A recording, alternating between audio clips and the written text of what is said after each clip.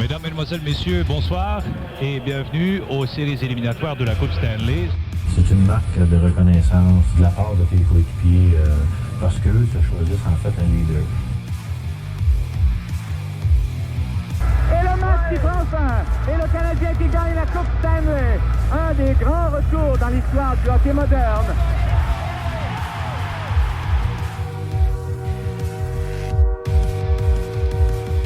Bienvenue tout le monde dans cette nouvelle édition du podcast Les Glorieux, édition du 11 décembre 2024. Je vais gagner ton animateur et avec moi aujourd'hui Alexandra Philibert. Salut Alex! Salut, c'est encore moi. Jerry est encore sur la liste des blessés. Ben, c'est le curse. C'est ce que je commence à comprendre. Il y a un curse, Les Glorieux, il y a juste moi qui t'offre. Les autres tombent comme des mouches. Je suis encore là. Qui sait pour combien de temps? Ah, ok, on va toucher du bois. Tout va bien dans le moment.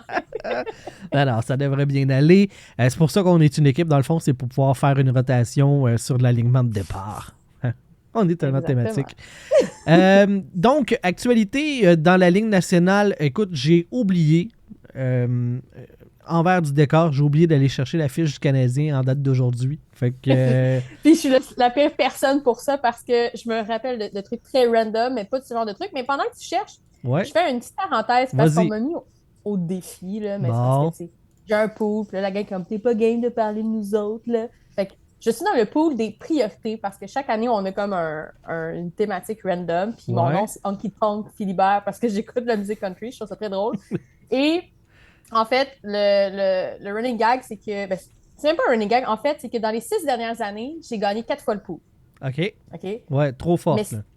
Mais, trop fort pour la Ligue. Sauf cette année.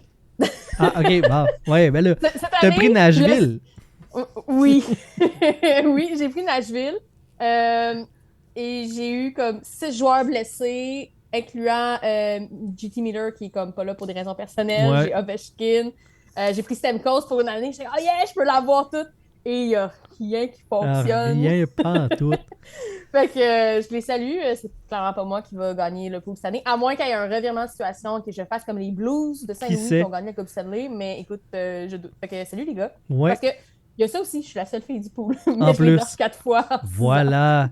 La preuve que le sexe, ce que t'as entre tes jambes ne change absolument rien. Si t'aimes le hockey. Le genre de la personne n'a pas d'impact sur les connaissances hockey ou les probabilités de gagner un pool. Voilà. Fiche du Canadien. Merci, Alex, d'avoir pris la balle au bon. Après 28 matchs, 11, 14, 3, 25 points et bon pour le 28e rang. Ça implique que le Canadien a une pas pire séquence là, dans les derniers matchs. Ça va relativement bien. Ils viennent de gagner contre les Ducks d'Anaheim en tir de barrage. Et je vais lancer la discussion avec ça. C'est le retour de Patrick Laine. C'est la première fois qu'on se jase depuis son retour. Oui. Il a joué 4 matchs depuis, 3 buts, 1 passe. Et je veux savoir comment tu le trouves jusqu'à maintenant, notre cher Patrick Laine. Ben, il est beau à voir. Tu sais, parce que on s'attendait tous à un retour un peu plus, pas nécessairement laborieux, là, parce que ça ne veut pas dire que c'est tout laborieux comme Dak, qui a vraiment de la misère. Mais on ne s'attendait pas nécessairement, moi la première, à ce que ce soit aussi constant peut-être. Je veux dire, oui, OK, digne d'un film, son retour, il marque un super beau but. C'est vraiment le fun à voir. Mais là, tu te dis, ça ne sera peut-être pas tout le temps ça. C'est peut-être juste le contexte, l'énergie, l'adrénaline du... Je suis de retour, j'ai hâte, blablabla. Mais turns out que pour l'instant, bon, c'est un petit échantillon, mais il est constant. Ses buts se ressemblent beaucoup aussi, il faut le dire. Mais je pense que quand même sa présence a un impact, son talent, il est en santé, ça donne une motivation de plus, un second souffle à l'équipe aussi. T'sais, j'ai parlé de Dak aussi un peu. Dans le même match, bon, ça a été un match en 2 temps. Là. Il a fait un but et il a fait une erreur.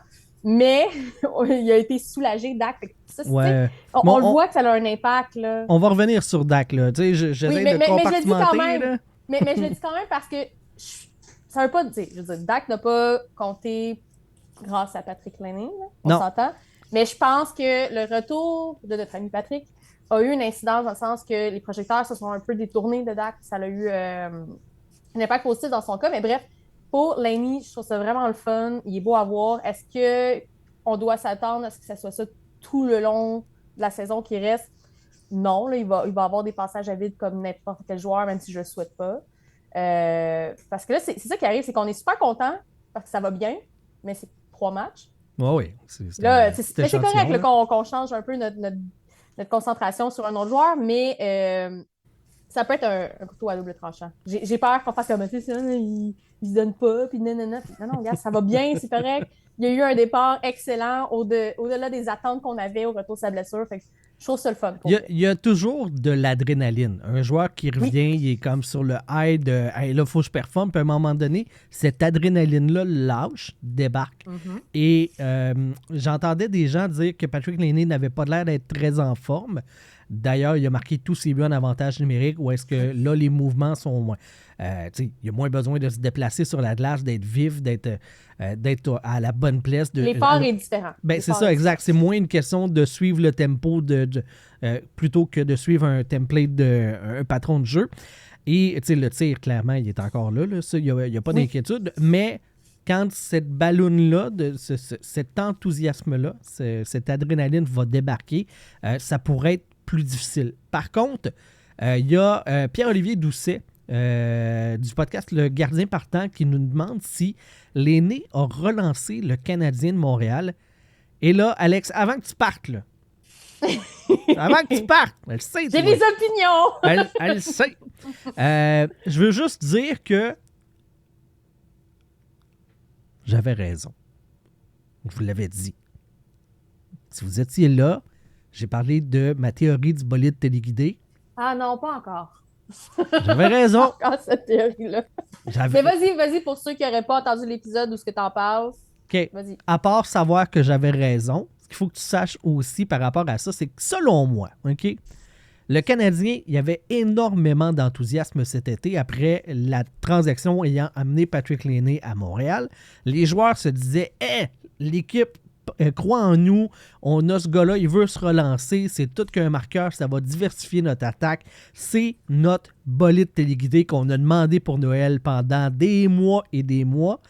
Puis là, tu le déballes, puis il n'y a pas de pile, ou il y a une roue de pété, ou il marche pas. Fait que là, tous tes autres cadeaux après, qui ne sont pas ton bolide téléguidé, ils sont bien cool, là, mais c'est pas ton bolide téléguidé. Fait que t'es moins content de les avoir, ces cadeaux-là. T'as le moral d'un talon. Mais là, les joueurs du Canadien, moi, je pense que les 20 et quelques premiers matchs, sans Patrick Laney, les gars n'avaient pas le moral à jouer. Ils ont été déçus. Et à chaque fois qu'il y avait un but qui était marqué, tu voyais que les bras baissaient, les épaules tombaient, puis il n'y avait plus cet enthousiasme-là qu'on voyait l'année dernière.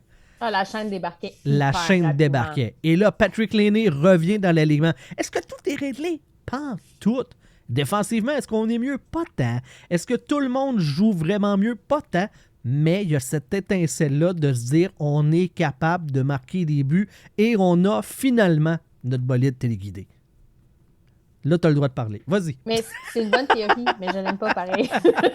En fait, je suis tannée de l'entendre. Mais en fait... Ben là, je la ressors plus, là. C'est fini, là. Super, on range ça, un cadenas, fini.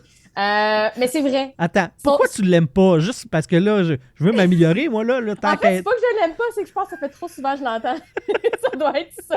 Ça se peut, là. Mais c'est correct, c'est correct. Anyway, je savais que tu as répondu aux commentaires sur la page Facebook. Ah bon, ça y est, on s'en va là à soir encore. Pogné avec le toilette téléguidé, sacre mouille. Jerry, sauve-moi. Mais pour revenir à la question, est-ce qu'un seul joueur peut sauver une équipe? Je trouve que c'est beaucoup. Dans le sens, je comprends la question, je comprends que un seul joueur peut quand même supporter une équipe sur ses épaules. Je veux dire, Carey Price le fait très longtemps.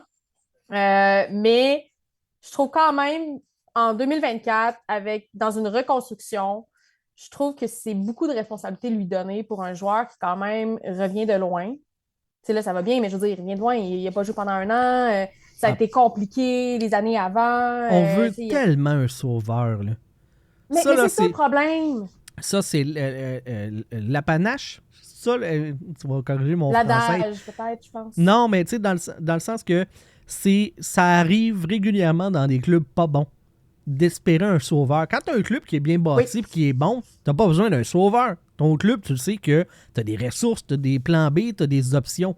Mais quand un club qui est trop faible, là, il mise sur ce sauveur-là. Hey, lui, il va nous amener loin. Carey Price, mais il n'y a c'était pas ça. un...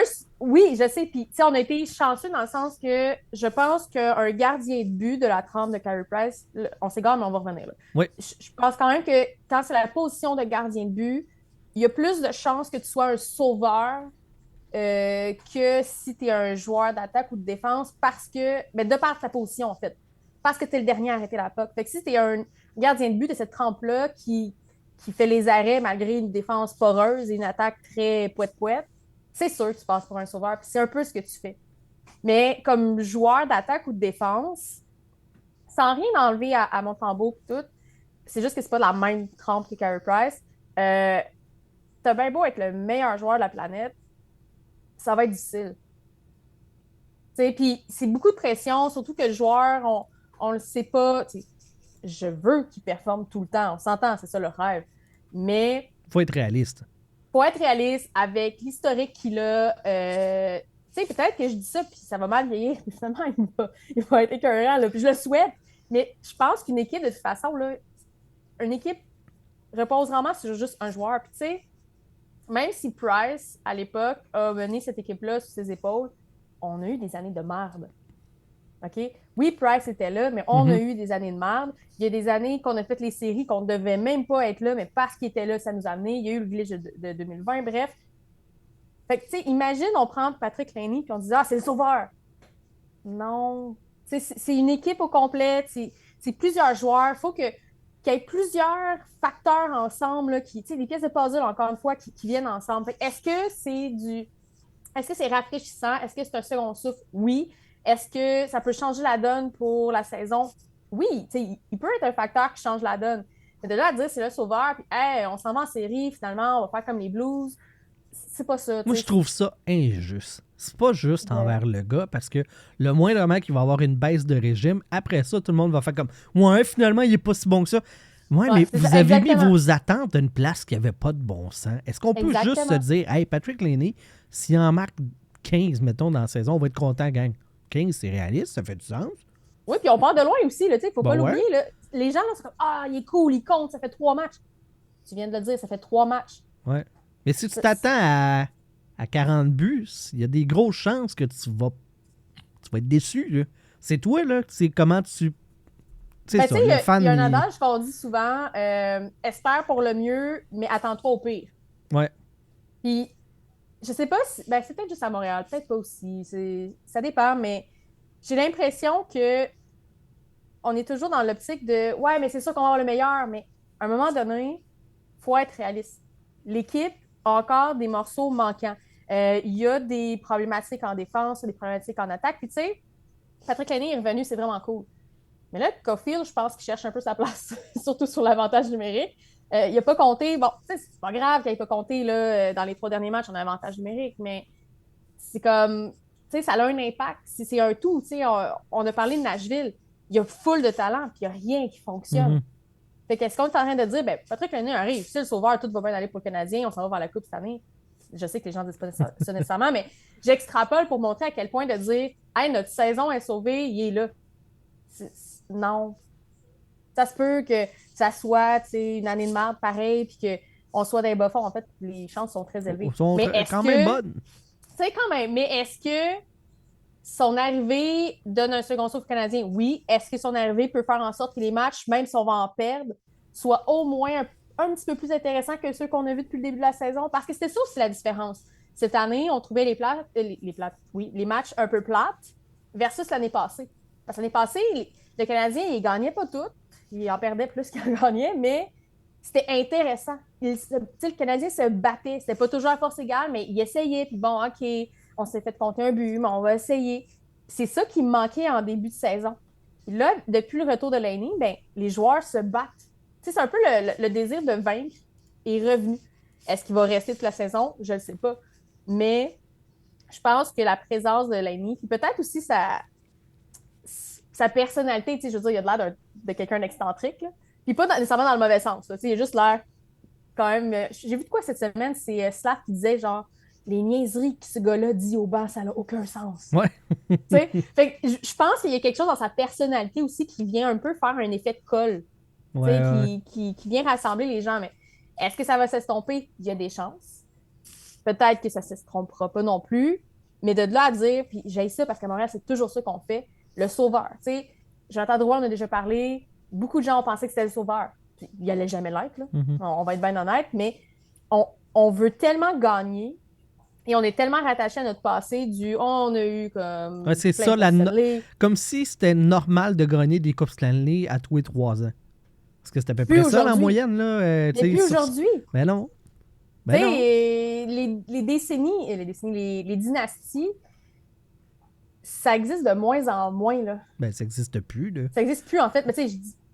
Il y a certaines équipes, si on pense, mettons, aux Pingouins, qui ont eu plusieurs Coupes Stanley, c'est qu'ils en ont eu 3, mais c'est même pas consécutif. Fait que oui, c'était une puissance à ce moment-là, mais c'est pas ce qu'on voyait dans le temps, là, des 4 ans, des 5 ans. Puis il y avait aussi moins de clubs dans la Ligue. Il y avait... mais tu sais, c'était différent. Les saisons étaient différentes. Il y a tellement de facteurs. C'est tellement difficile de comparer avant, mais par défaut, à Montréal est un peu victime du succès d'antan qui n'existe plus parce que tu ne peux pas le prendre et le coller aujourd'hui. Ça ne peut pas arriver de cette façon-là. Parce que le hockey est différent, parce que le jeu est différent, parce que les joueurs sont différents. Il y a plein d'affaires. Il y a le plafond salarial. Bref, il y a tout ça. Mais on revient à ça. On s'attend à avoir un sauveur parce qu'on a tellement connu des années glorieuses qu'on est comme, nous, notre barre, elle est là. Puis cette barre-là, est inatteignable présentement parce que dans le hockey d'aujourd'hui, ça n'aurait pas pu exister malheureusement. Ça n'enlève rien là, à l'historique du Canadien glorieuse. C'est juste que c'est comme si tu me dis « Hey, je travaille en médias sociaux, j'ai du succès, puis demain matin, je m'en vais faire de l'excavation. » Et le succès, il ne sera pas là. Non, l'expertise n'est pas là. Puis, c'est ça, c'est le même principe, mais au hockey. Sauf qu'on l'oublie, puis là, on veut toujours qu'un joueur soit le prochain sauveur. Puis là, l'élu, présentement, c'est Patrick Lainie. Au même titre que sans qu'il était nécessairement le sauveur, Kirby Dach, on l'a vu vraiment gros quand on l'a amené. Il y a une part de blâme du Canadien aussi, là, de la façon qu'il nous les présente. On est comme, ouais, peut-être pas. Mais c'est ça. Est-ce qu'il a sauvé la saison? Non. Est-ce qu'il donne un second souffle qui pourrait être intéressant? Absolument. C'est clair. Kirby Dach, on l'a mentionné, a marqué pour la première fois en 19 matchs. Avant de savoir ce qu'on en pense, notre analyse de la situation, je veux te présenter celle un petit peu de Martin Saint-Louis. Je l'ai trouvé très engagé sur son processus de sortir de ça. Je lève mon chapeau à l'organisation parce qu'on a toutes les ressources pour nos joueurs, que ce soit santé mentale, que ce soit de faire de l'extra sur la glace avec Adam. Puis moi, qu'est-ce que je remarque beaucoup, c'est que Kirby, comme il travaille sur beaucoup d'aspects de qu'est-ce qui l'aide à retrouver son identité. T'sais. Ça part toujours avec le joueur. Il y a du soutien. Kirby Dach, on le sent, on le voit, qu'il était découragé. Je ne sais pas jusqu'à quel point ce but-là a tout changé son mindset, mais que on voyait là, que peu importe l'erreur, c'était la fin du monde, c'était pénible là, de le voir aller. Clairement, son body language était clairement pas positif et optimiste. On va s'entendre. Par contre, ce que moi j'entends et que je lis entre les lignes des propos de Martin Saint-Louis, c'est que ce gars-là n'a jamais abandonné. Ce gars-là n'a jamais été largué par ses coéquipiers non plus. Il n'a pas été largué non plus par l'organisation du Canadien de Montréal. On continue de croire en lui et je pense qu'on a raison de croire en lui. Mais encore une fois, les partisans, on est victimes de nos attentes. Le gros flash de Kirby Dach où est-ce qu'il performait hyper bien avant de se blesser. Puis je suis coupable moi aussi là-dedans. Là. Je suis coupable d'avoir surfé sur cette vague-là en me disant « Hey, quand il va revenir, c'est un gars qui peut challenger Suzuki pour être le premier centre. » Est-ce qu'il pourrait éventuellement? Peut-être. Mais je pense qu'il faut lui donner le temps de se remettre. C'est une grosse blessure, c'est une grosse opération. Et tant que le gars n'a pas abandonné sur lui, tant que ses coéquipiers ne débarquent pas, tu sais, s'il est encore dans le train, ils n'ont pas décroché le wagon, là, puis hey, gère-toi tout seul, là, ce que je pense qu'il est le cas avec certains joueurs dans certaines organisations. Tu fais comme, hey, là, regarde, nous autres, on avance, toi, tu t'attends de bouder dans ton coin, vas-y. Mais c'est clairement pas le cas de Kirby Dach. Et j'ai accroché sur le fait que Martin Saint-Louis, quand il parle de l'aide accessible aux joueurs, en parlant de Kirby Dach, il a parlé en premier lieu du support psychologique. Mhm. Je trouve ça très intéressant que ce qui lui soit venu en premier parce que, comme je disais, son langage corporel était clairement débité. Là, il n'y avait plus de joie de il jouer au hockey. essayait, puis à chaque fois qu'il essayait, Il se mettait plus dans le trouble que d'autres choses. Tout ton mal, là, c'était ça. Genre, c'était comme un vendredi 13 perpétuel pour Kirby Dach, un peu. Il essayait, mais un moment donné, c'est ça qu'il y avait avec les sportifs, les athlètes, c'est que c'est tellement fort que c'est pire. Ouais. Tu devrais revenir à la base, mais tu n'es plus capable de revenir à la base parce que tu es trop empêtré dans les fils de « je veux réussir », puis là, c'est pas moi, puis tu réfléchis trop, en fait. Puis c'est exactement ce qui s'est passé avec Kirby Dach, puis on l'a vu. Il a marqué le but, et les gens autour de lui, les coachs, là, Martin Saint-Louis, on l'a vu aussi, les joueurs, comment ils l'ont félicité, là. Tout le monde était heureux, puis tu le savais que c'était authentique, c'était pas juste comme « moi, il dit bravo », tout le monde était comme « OK, wow, enfin ». Puis pas longtemps après, il a fait une erreur et une pénalité, mais ça arrive. Ça aurait été le fun, ça arrive pas pour son bien, mais c'est ça, je pense que on avait des attentes, bien sûr, parce que, bon, il y a comment on nous l'a vendu, il y a comment il a performé avant sa blessure aussi, parce que c'était beau, c'était excitant, c'était le fun. C'est pas Sidney Crosby, c'est vraiment pas ça, mais c'est plein de potentiel avec l'âge qu'il a. Tout est en place pour qu'il performe, en fait. Puis on le saura jamais, mais j'ai vraiment l'impression que s'il n'y avait pas eu cette blessure-là, peut-être que ça aurait été très différent dans son cas et pour le Canadien. Sans dire que c'est un sauveur, c'est pas ça, je pense juste que ça aurait été vraiment plus positif. Ceci étant dit, il revient d'une blessure qui n'est pas facile. Il essaye, il est dans un contexte qui est déjà pas facile parce que tu es en reconstruction. Fait que les autres joueurs vont pas nécessairement t'aider. On veut, mais c'est pas ça. Puis, dans le fond, il n'y avait rien qui allait dans comme... Tu sais, quand on dit « tout va bien », tout va dans le bon sens, il n'y avait pas ça de son côté, j'ai l'impression. C'est pas faute d'essayer. Mais j'aime entendre justement qu'on a de l'aide psychologique parce qu'à un moment donné, c'est plus que juste sur la glace. Puis ça reste des humains. Puis on en a parlé de Dach souvent. C'est sûr qu'à un moment donné, tu vois plus le bout. Tu essaies tout, puis tu fais comme « OK, mais je suis juste plus bon. Il n'y a plus rien qui fonctionne. J'ai perdu mon talent. » J'exagère peut-être un peu, là, mais c'est quand même ça. Fait que là, je pense que la combinaison du retour de Patrick Laney a enlevé un petit peu de le spotlight sur Dach. Ça l'a aidé. Puis de pression aussi. Puis je pense que c'était comme le scénario parfait qui marque là. Parce que même si les médias sont comme « Ah ouais, Dach a enfin compté après autant de matchs, blablabla », je pense quand même que la couverture aurait été très différente si Laney n'était pas revenu et si Laney n'avait pas fait ses buts.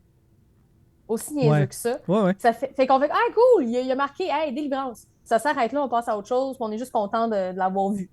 Tandis, puis là, parce que t'as Laney, t'es comme « Ah ouais, Laney, c'est cool, non. » Mais si Laney n'est pas là, on va dire « Ah, Dach, il a enfin compté! » Puis là, on va faire du chemin là-dessus. C'est normal, les médias fonctionnent comme ça. Mais je pense que déjà ça va l'aider à continuer, même s'il a fait une erreur après ce but-là. Ça va l'aider à faire comme « OK, je suis reparti tranquillement. Peut-être que ça va prendre 50 matchs avant de recompter là. » À partir de combien tu penses qu'il va se remettre dans le même état d'esprit? Ben, c'est parce que ça dépend à quel point il est fragile présentement. Ça dépend à quel point. Je pense qu'il est vraiment fragile. D'où la question. Je pense qu'il est vraiment fragile, Dach, présentement. Mais, OK, scénario 1, il a marqué là, puis il va continuer à bâtir sur les petites choses. OK, je ne marquerai pas tous les matchs, mais bon, ça, c'est réglé, ce dossier-là. Fait que je suis capable encore de marquer. Ça le fait du bien. Sur quoi je travaille. Scénario 1. Scénario 2, c'est j'ai marqué, j'ai fait une erreur. Puis là, au lieu de faire j'ai marqué, puis que ça fait partie du jeu, les erreurs, ben, il peut peut-être aller comme j'ai fait une erreur, puis retomber là-dedans. Mais parce que je pense vraiment que c'est quelqu'un qui se bat dans l'adversité, c'est quand même ça. Ouais. Parce qu'il y a des joueurs qu'on aurait vu abandonner vraiment plus rapidement que ça. Là, on en a vu, je vous ai dit, Josh Anderson, saison passée, là, ça ne prenait pas grand-chose. Puis ça, était comme ça va être ça, puis that's it. Puis je pense qu'il y a là la différence aussi. Tu sais, Anderson, quand même, cette année, c'est pas super, mais l'année passée, c'était juste comme, hey, je m'en fous rendu là. Je dis pas que c'est ça, mais c'est l'impression que ça donnait. Ben, écoute, avec, mettons, 30 games à faire dans la saison, lui, c'était déjà fini, là. Non, c'est ça, lui, il était OK, j'ai hâte que ça finisse, que j'aille mon paycheck. C'est l'information que ça donne, l'impression que ça donnait dans son cas. Est-ce que c'est ça qui se passait en réalité? Peut-être pas, là.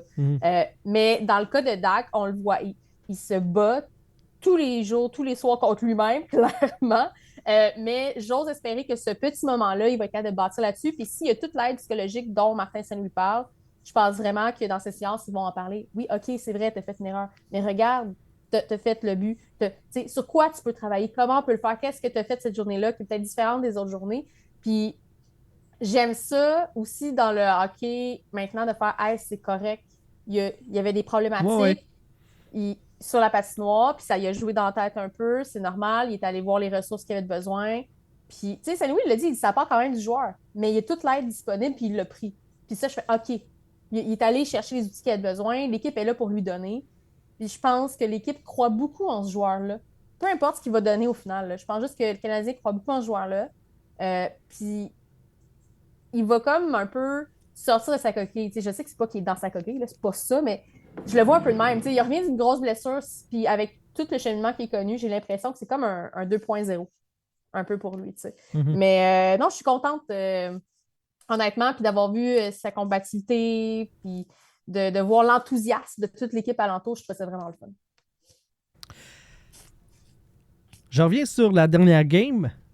Je ne sais pas si tu vas embarquer avec moi, là, mais je suis content là, pour Dak. Je suis content pour l'aîné. C'est le fun, tu sais, les gars sont contents de gagner, mais il fallait qu'ils perdent celle-là.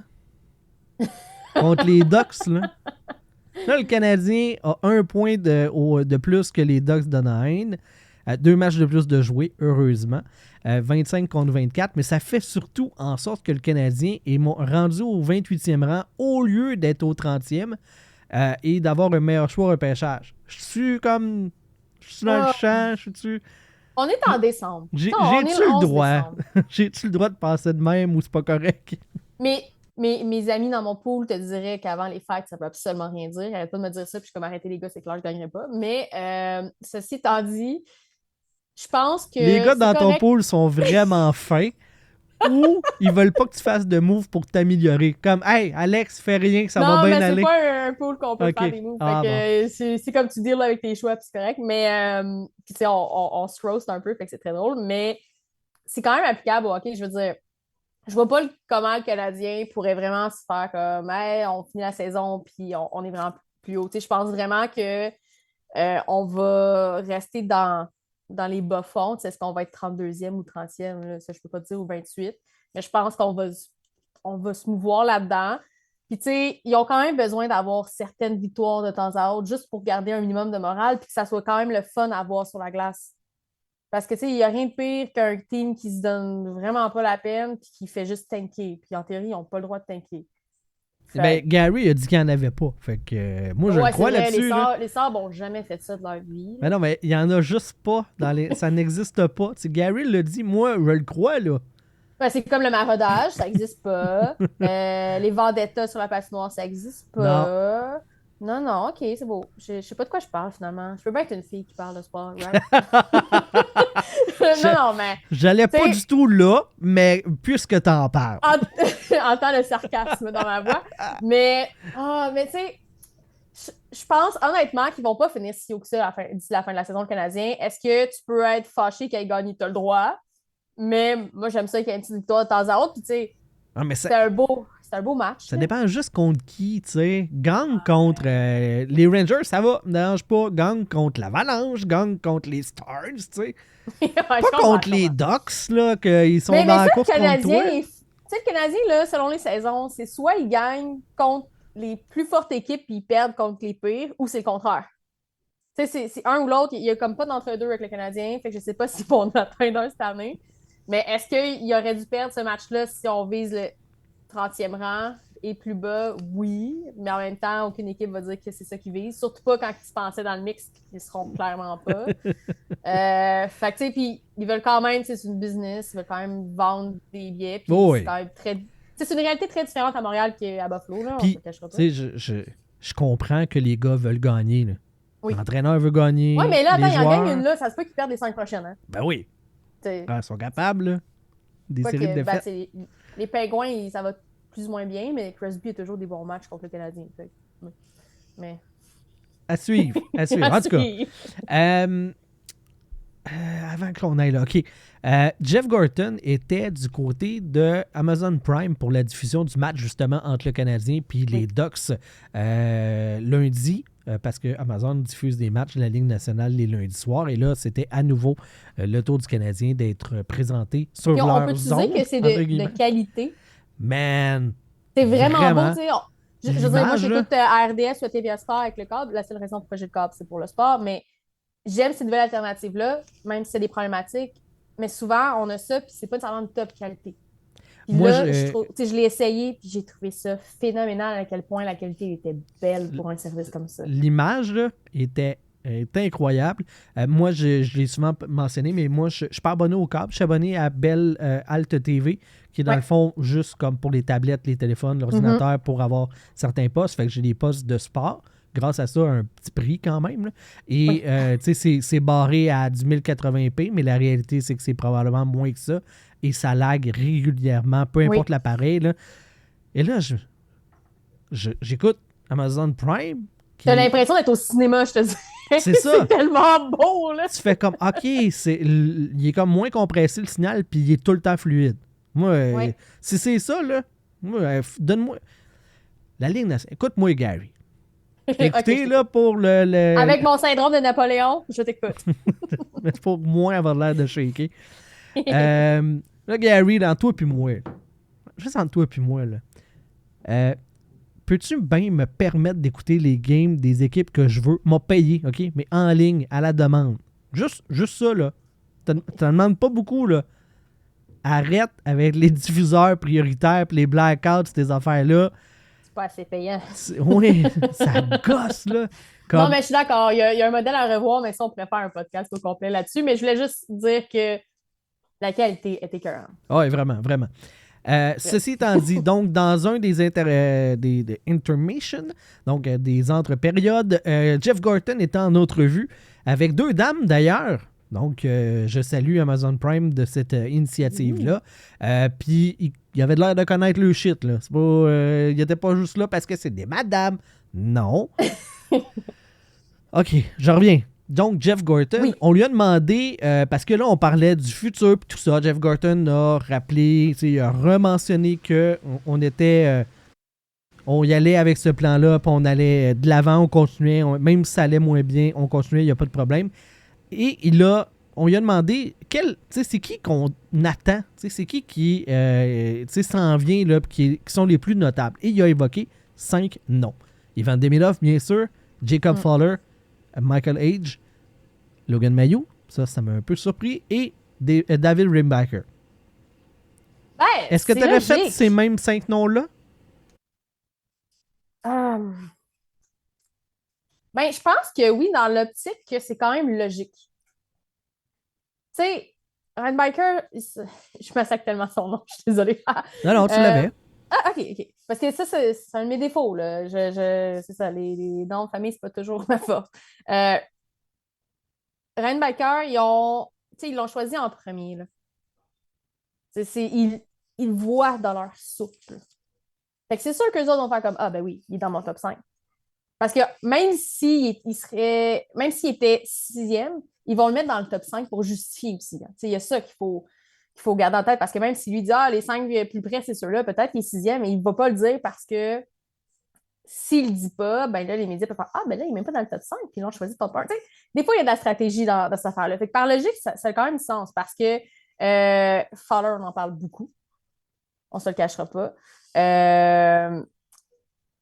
Edge, on en a parlé. Je pense qu'il n'est pas si loin que ça non plus. Mailloux, moi, je l'aime pas, mais... Moi, c'est vraiment lui qui a... je me suis dit, oh, OK, ça, Je l'aime pas, mais avec les performances qu'il a quand même eu quand il a été rappelé, il a quand même commencé avec le club. Ça va relativement bien en bas aussi. Avec la défensive qu'on a, est-ce qu'on va avoir encore tous ces défenseurs-là l'année prochaine? Ça se pourrait qu'on le voit pas plus. Le genre de joueur qui peut-être qui serait arrivé un an plus tard, mais par défaut, dans les circonstances, il va arriver. Fait qu'encore là, c'est logique. C'est qui le premier choix? Oui, excuse-moi, c'est Demidov. Demidov. Ça aussi, je veux dire, Ouais, ça, c'était un on l'attend no-brainer, toutes. là. Là. Si elle n'avait pas fait partie du top 5, on se serait posé des questions. Fait que rendu là, je pense vraiment que c'est juste super logique dans le développement du Canadien présentement, puis ce qu'ils veulent mettre de l'avant. Fait que est-ce que je suis étonnée? Non. Est-ce que d'autres joueurs peuvent être là? Peut-être. Mais tu sais, il y a comme plein de questions un peu aussi. Tu sais, comment ils vont vouloir placer leur morceau? Quel morceau en haut va rester ou pas? Tu sais, là, même si Slav a eu un super gros contrat, ben ça va pas super bien. Fait que je pense qu'il y a beaucoup de réflexions à avoir. La défensive, bon, là, ils ont mis Goulet à gauche, ce qui semble être quand même pas si pire. Ce qui semble vraiment l'aider, honnêtement. Mais ça nous donne comme un quatuor de défenseurs qui a de l'allure, je vais le dire de même. Mais encore là, est-ce que c'est toujours la même personne qui va être à côté? Qui va arriver là après? Il reste des autres défenseurs, 5-6 à faire. Fait que, tu sais, ça dépend beaucoup. Ça va être quoi les mouvements à venir? Est-ce qu'il y a des joueurs qui sont dans le top 5 présentement que Gorton a dit qui vont disparaître, qui vont être échangés? Je ne sais pas nécessairement, mais pour l'instant, je te dirais que ça a du sens qu'elle ait dit ça. C'est logique. Ouais. Il aurait pu se limiter à 4. J'aurais été correct avec le fait de ne pas nommer Bayou. Moi, je pense... Ouais, mais sinon, par défaut, il va le faire. Là. C'est plate à dire, mais encore là, c'est peut-être une job de relation de presse aussi. C'est sûr. Je veux dire, ce choix-là n'a pas fait l'unanimité non plus. Fait que pour des raisons complètement différentes de Rand Biker, mais il faut quand même que tu fasses, c'est ça, là, on le voit aussi dans notre soupe, puis c'est pas pour rien qu'on l'a pris, puis non. Ah ouais, moi, je préférais que ça soit changé, mais ça, c'est moi. Ouais. Rick Springhetti nous demande si vous devez améliorer l'équipe à une position à court terme, ce serait où? Défenseur droitier, deuxième centre, gardien substitut? Toutes ces réponses. Le Canadien n'est pas dans les bas-fonds pour rien, tu sais, effectivement. J'ai vu cette question, puis j'ai réfléchi, puis je me suis dit, je pense que j'ai pas d'opinion. mais tu sais, est-ce qu'on pourrait changer le gardien substitut? Oui, parce que Primo, ça va pas super bien cette saison, mais en même temps, il voit pas beaucoup d'action. Est-ce qu'un autre gardien ferait mieux? Peut-être. Est-ce qu'à ce moment-là, je m'ennuie de Jake Allen? Oui, mais tu sais... Non, mais...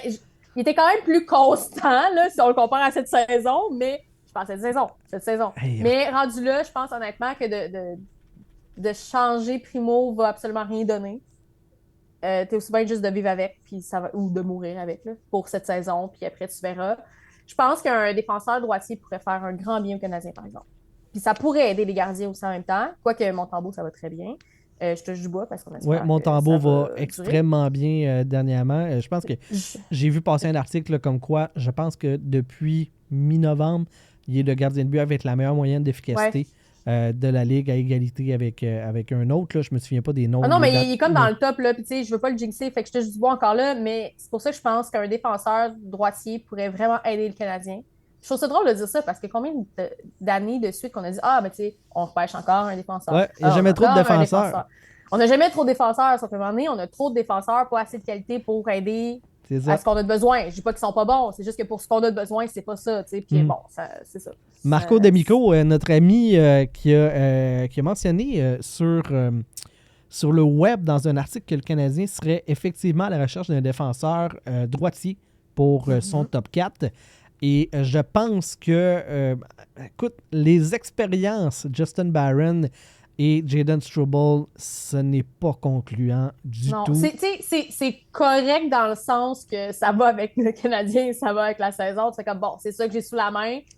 On n'a pas le choix. On a mis Goulet à gauche déjà, ça fait du bien d'avoir qu'il soit là. Mm-hmm. Mais c'est une solution temporaire. C'est que tu patches un trou avec du duct tape, mais c'est parce que le duct tape, il n'y a pas de qualité et il ne tiendra pas à long terme. Fait que c'est pour ça que je pense que c'est quand même plus ça qu'on cherche, parce que même si je te dis tout, un centre, un allié, un ci, un ça, le besoin le plus criant, si on exclut le gardien, ben c'est en défensive. Ah ouais. Puis c'est même sans le dénigrer ou quoi que ce soit, mais on sent que David Savard, ça ralentit puis qu'il est moins efficace.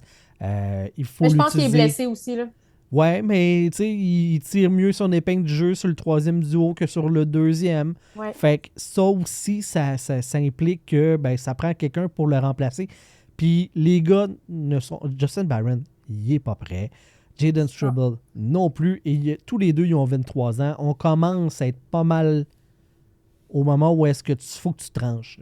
Sont-ils des gars de la Ligue nationale ou ils seront jamais des défenseurs de la Ligue nationale de manière efficace et constante? Tu sais, ils sont peut-être pas aussi dans le bon contexte, mais rendu là, combien de joueurs qui sont arrivés à des trucs comme ça puis qui n'étaient pas dans le bon contexte puis qui ont réussi à tirer leur épingle du jeu ou au contraire, ils l'ont fait, mais ailleurs. Tu sais, il y a ça aussi. Ouais. David Savard, je pense qu'il est encore là parce qu'il a vraiment un gros rôle dans la chambre, un gros leadership et mentor aussi qu'on oublie des fois. Mais tu sais, je veux dire, le nombre de tirs bloqués qu'il y a, qui fait ça plus que lui chez le Canadien présentement? Voilà, il n'y a personne. Vraiment, tu sais. Moi, il est important, mais il ralentit. Puis il n'y a pas 10 saisons devant lui encore. Là. Moi, j'aurais pas de problème à ce que le Canadien le re-signe. C'est sa dernière saison. Un an ou deux, là. C'est quelque chose de même. Exact. Le temps de faire la transition. Là. Pour un rôle de 5-6e défenseur, aucun problème. Si on voit des opportunités pour une transaction qui aura un réel impact sur le futur, là, on s'entend, là, tu ne l'échanges pas pour un choix de 5. Là.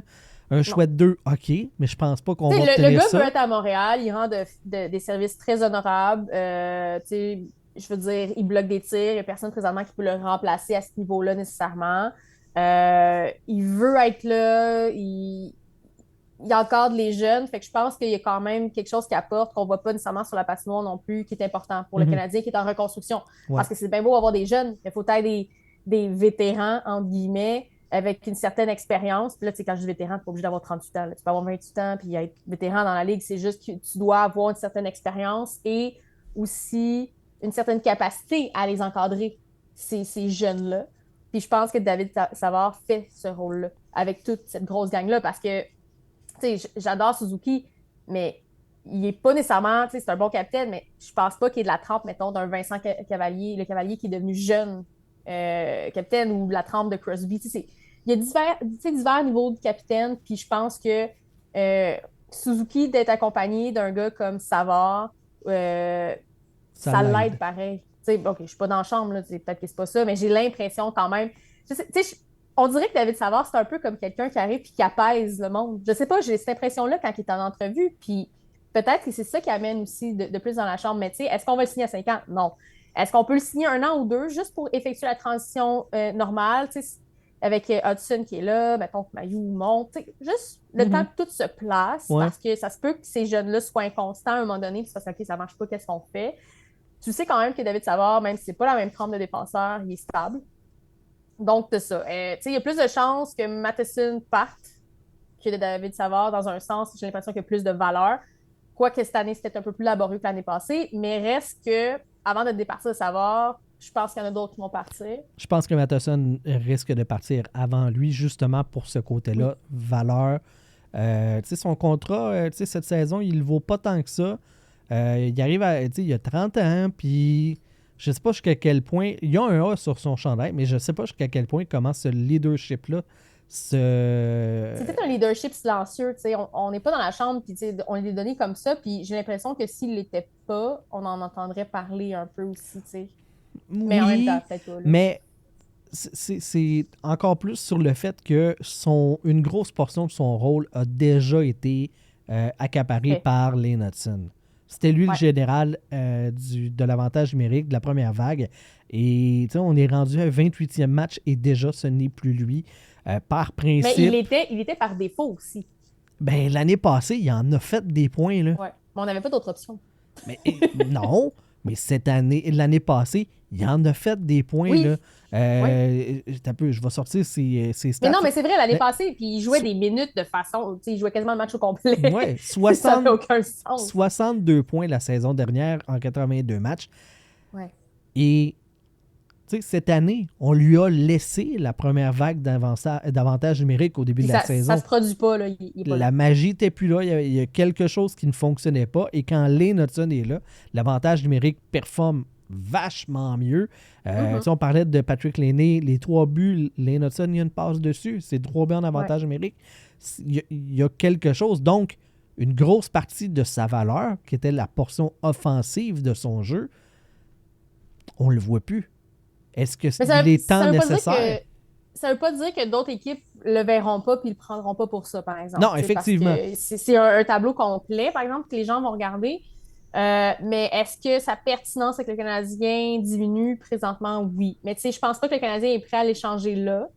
À moins qu'il y ait l'offre, genre, l'offre que tu ne peux pas refuser pour Matheson, mais ça, on s'entend. Là, mais moi, là, je suis prêt à... le Canadien en a beaucoup, là, des choix de repêchage. Là. Si tu me dis que tu es capable d'échanger Mike Matheson plus, admettons, un choix de 2e ronde pour un défenseur droitier 25-26 ans qui est bien établi et qui va revenir combler un manque chez le tricolore, je le fais demain matin. Je le fais demain matin. Je le fais. Mais il faut qu'il y ait cette offre-là. Parce que s'il n'y en a pas sur la table, le Canadien ne peut pas faire grand-chose non plus. Ils peuvent juste espérer que Matheson se mette à produire et que ta valeur est revenue. Bon. Est-ce qu'il aurait dû être échangé l'année passée? Probablement, mais je pense qu'il y avait tellement d'incertitudes. On n'était pas sûr si Hudson serait. Quoi qu'on s'en doutait, mais quand même. Je pense qu'ils ont voulu jouer safe. Puis que ça peut être à tort ou à raison. Là. C'est un peu ça. Ils sont un peu, on joue safe et on vivra avec. La saison dernière, moins 24 malgré ses 62 points. Ouais, mais un défenseur qui est plus offensif va avoir des moins plus élevés. Je ne dis pas que c'est une bonne chose. Oui, et puis tu sais, il y a une grosse portion de sa production était en avantage numérique, mais ce que je veux dire, c'est que l'aspect défensif de son jeu, clairement, ce n'est pas sa plus grande force. Donc, si cette année, il n'y a pas cette touche offensive-là, et qu'en plus, la défensive, c'est pas optimal, ben, go! Magazine-là, moi, je n'ai aucun problème avec ça. Il va faire plus mal qu'autre chose du Canadien. C'est ça le problème, c'est que t'es là, t'es assez offensif pour pallier à ta défensive moins top, ce qui est souvent le cas avec des défenseurs offensifs, là, on se le cachera pas. Ben, c'est parce qu'à un moment donné, c'est tout ce que tu fais, là, j'aime pas ça généraliser ça de même parce qu'on sait que c'est pas tout ce qu'il fait pour vrai, là. Mais quand ta touche offensive en tant que défenseur offensif n'est plus là ou n'est plus ce qu'elle était, puis que ça n'arrive pas, le gap entre ça et ton différentiel est plus assez grand pour le couvrir, ben là, on a une problématique. Parce que ton rôle que tu es censé jouer, il n'est pas là. Fait que là, qu'est-ce que tu fais? T'sais, OK, est-ce qu'il mentor Lane Hudson parce que, bon, c'est le même type de défenseur en termes offensifs? Là, je dis pas que c'est le même défenseur avant qu'on me cite de la mauvaise façon. Non, c'est pas le même style, mais ils ont des rôles similaires. Les deux sont offensifs, OK? Les deux sont offensifs, c'est juste ça. Ben, c'est sûr qu'il y a des choses qu'il peut apprendre à Hudson. T'sais, je veux dire, c'est sûr qu'il y a plus de choses que David Savard dans l'optique que c'est deux défenseurs offensifs. Mais encore là, à un moment donné, c'est parce que tu peux pas garder tout le monde. Tu peux pas dire... Hey, je vais garder lui parce que d'un coup que ça marche pas avec mon plan A. Puis, à un moment donné, il faut que tu bouges. Tu es en reconstruction. Peut-être que tu en échanges un puis que ça te fasse mal pendant 10 matchs ou plus. C'est pas. Tu sais. Comment. Le risque, c'est pas tant là. OK, il faut se poser la question. Quand tu es un gestionnaire d'une équipe dans la Ligue nationale, tu dois te poser une question. Est-ce que le joueur que tu as en ce moment sous la main vaut plus pour toi dans ton équipe ou dans une autre équipe contre un package que tu obtiens? Ce que tu vas obtenir, est-ce qu'il va être plus utile? Si tu cibles bien tes besoins, si tu cibles bien les joueurs qui pourraient venir combler ces besoins-là, même s'ils sont moins performants, si ça te bénéficie dans le tout de ton organisation, il faut que tu le fasses. Et Mike Matheson, avec justement un complément, peut-être un espoir B, des choses comme ça, pourrait permettre d'aller chercher justement cet élément-là. Je considère que le Canadien a beaucoup de jeunes défenseurs offensifs intéressants. Je vais dire Lane Hudson, je vais dire Rainbacker dans une certaine mesure, je vais dire Jacky dans une certaine mesure, je vais dire, bien, tu sais, il y en a quelques-uns, là, mais des défenseurs défensifs, il t'en manque. David Savard, c'en est un. Kaden Goulet, c'en est un. Mais il t'en manque, là. C'est ça que tu as particulièrement de besoin. Fait que quand je te parlais d'un profil d'un 24-25 ans défenseur droitier, je le prends défensif, demain matin. Je le fais. Go, là. Fait que même si... je vais dire, mettons, là, Matheson, c'est 10 sur 10 en termes de talent. Juste, mettons que c'est on le s'entend, là, c'est pas un gars qui est 100%, là, c'est pas un triple A. Non, là. Ce que je veux dire, c'est... C'est pas un triple A, mais je veux dire, il fait un travail honnête, puis ça, là, c'est pas bas de gamme, c'est pas Struble. Là, mais mettons. pour l'exemple, OK, imagine que Matheson, c'est 100% de la performance qu'on a de ce défenseur-là. Ben, dans une transaction, moi, je suis prêt à aller chercher quelqu'un qui va donner 90% de la performance de Matheson. Mais si ce 90%-là est sur l'aspect défensif au lieu d'offensif, ben pour moi, le Canadien sort gagnant. Oui. Il n'y a pas besoin d'être du même niveau. Il vient combler un besoin. C'est ça, il vient plus que boucher un trou, c'est qu'il vient combler un besoin. Puis là, après, tu as d'autres pièces. Parce qu'on a quand même des défenseurs qui s'en viennent, on a beaucoup de jeunesse, c'est sûr qu'on ne veut pas scraper leur développement, mais tu sais, rendu là, en construction, oui, mais en reconstruction, tu ne gagneras pas la coupe l'année prochaine. Là. Fait qu'à un moment donné, que tu l'amènes là, que tu l'amènes dans 1 an ou 2, là, il va survivre. Il y a vraiment une différence entre amener un attaquant ou un défenseur un peu trop tôt puis un gardien trop tôt. Mm-hmm. Tu sais, il y a vraiment... Carey Price, on a failli l'échapper. Oui. On a failli l'échapper. Mais on s'en est bien sorti. Mais c'est le même principe. Si quelqu'un me dit on va amener Fowler cette année. Non, il est pas. Non, on va pas là. Laissez-le en bas pour l'instant. Il va arriver, là. Il arrive dans les prochaines années. Là. Ça ne change pas grand-chose qui arrive dans les prochaines années. Mais un défenseur ou un attaquant va mieux vivre avec les erreurs qui vont arriver, puis surtout avec une équipe qui a beaucoup de potentiel. Les Canadiens ont quand même beaucoup de potentiel à long terme, mais à court terme, ce potentiel-là, il va être douloureux. Parce qu'il faut que tu le développes. Exactement. Fait que tant qu'à faire, ben, tu amènes un défenseur défensif à la place de Matheson parce que tu as Lane Hudson qui est là. Tu as David Savard qui va être stable en bas. Tu as Goulet qui peut rester à gauche. Puis là, tu en as un défensif que tu amènes. Peut-être pas Goulet, mais en tout cas, tu joues avec tes cartes, là. Mais n'en reste pas moins qu'il faut un petit peu de droitier. Goulet, on le met à droite, c'est correct, mais il va mieux à gauche. Puis on le voit qu'il est plus à l'aise. Fait qu'à un moment donné, il faut que tu fasses bon. Comment je le développe, Goulet? Je veux qu'il se développe dans le meilleur des mondes, la meilleure version possible. Bon, on le voit que c'est beaucoup plus à gauche qu'à droite. Qu'est-ce que je peux faire pour amener ce gars-là à cette version-là? Avec les défenseurs que j'ai en bas, si je les amène, qu'est-ce que je fais? Parce que je veux dire, oui, il y a des défenseurs en bas qui sont bons et qui vont s'en venir, mais ils ne resteront pas tous avec le Canadien. Là. Genre, il y a juste 6 places. Là. On n'a pas 12.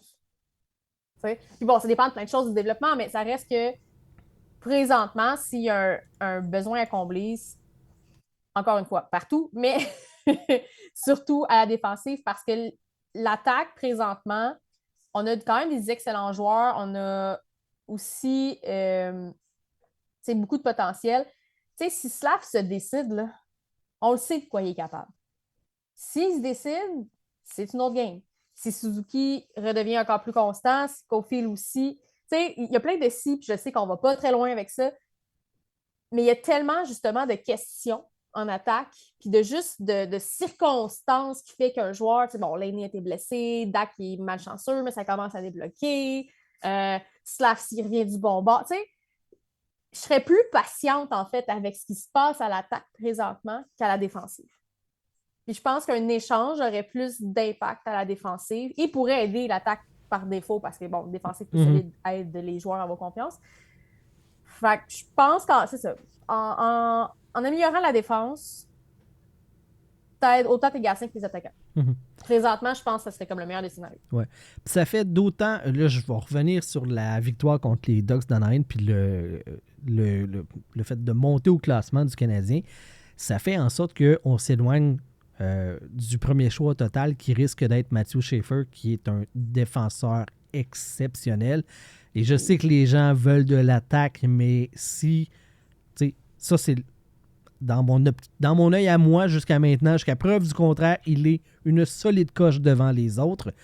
Ben, le Canadien manquerait le meilleur défenseur du repêchage. Puis après ça, c'est des bons attaquants, là, on s'entend, mais qui n'ont peut-être pas ce potentiel-là d'être un joueur étoile. Fait oui, faut que tu espères d'avoir le premier choix, sinon, ben, tu as encore un attaquant. Ouais, OK, mais c'est la loterie pareil. Je sais. Tu sais, je veux dire, tu prends-tu le risque de ne rien faire cette saison pour faire comme moi, je change rien parce que j'ai X chance d'avoir le premier choix. C'est sûr que c'est ça que tu veux. Mais c'est quoi? C'est les Blackhawks qui vont encore le gagner, genre? Je sais pas. Peut-être. Non, mais c'est tout le temps eux autres, Colin. Mais c'est juste le principe de, je trouve que d'attendre sur une si faible possibilité, parce que, tu sais, il y a des repêchages, mettons que dans les 5 premières positions, t'as comme, OK, t'as vraiment des super joueurs, bon, t'as 2 défenseurs, mettons, 3 attaquants. Mais ce repêchage-ci, c'est comme, t'as le super défenseur et t'as des choix T'as très un bloc honnêtes. de 4 attaquants qui sont des A+, puis après Oui, ça drop. Là. C'est des bons joueurs à avoir dans l'équipe pareil.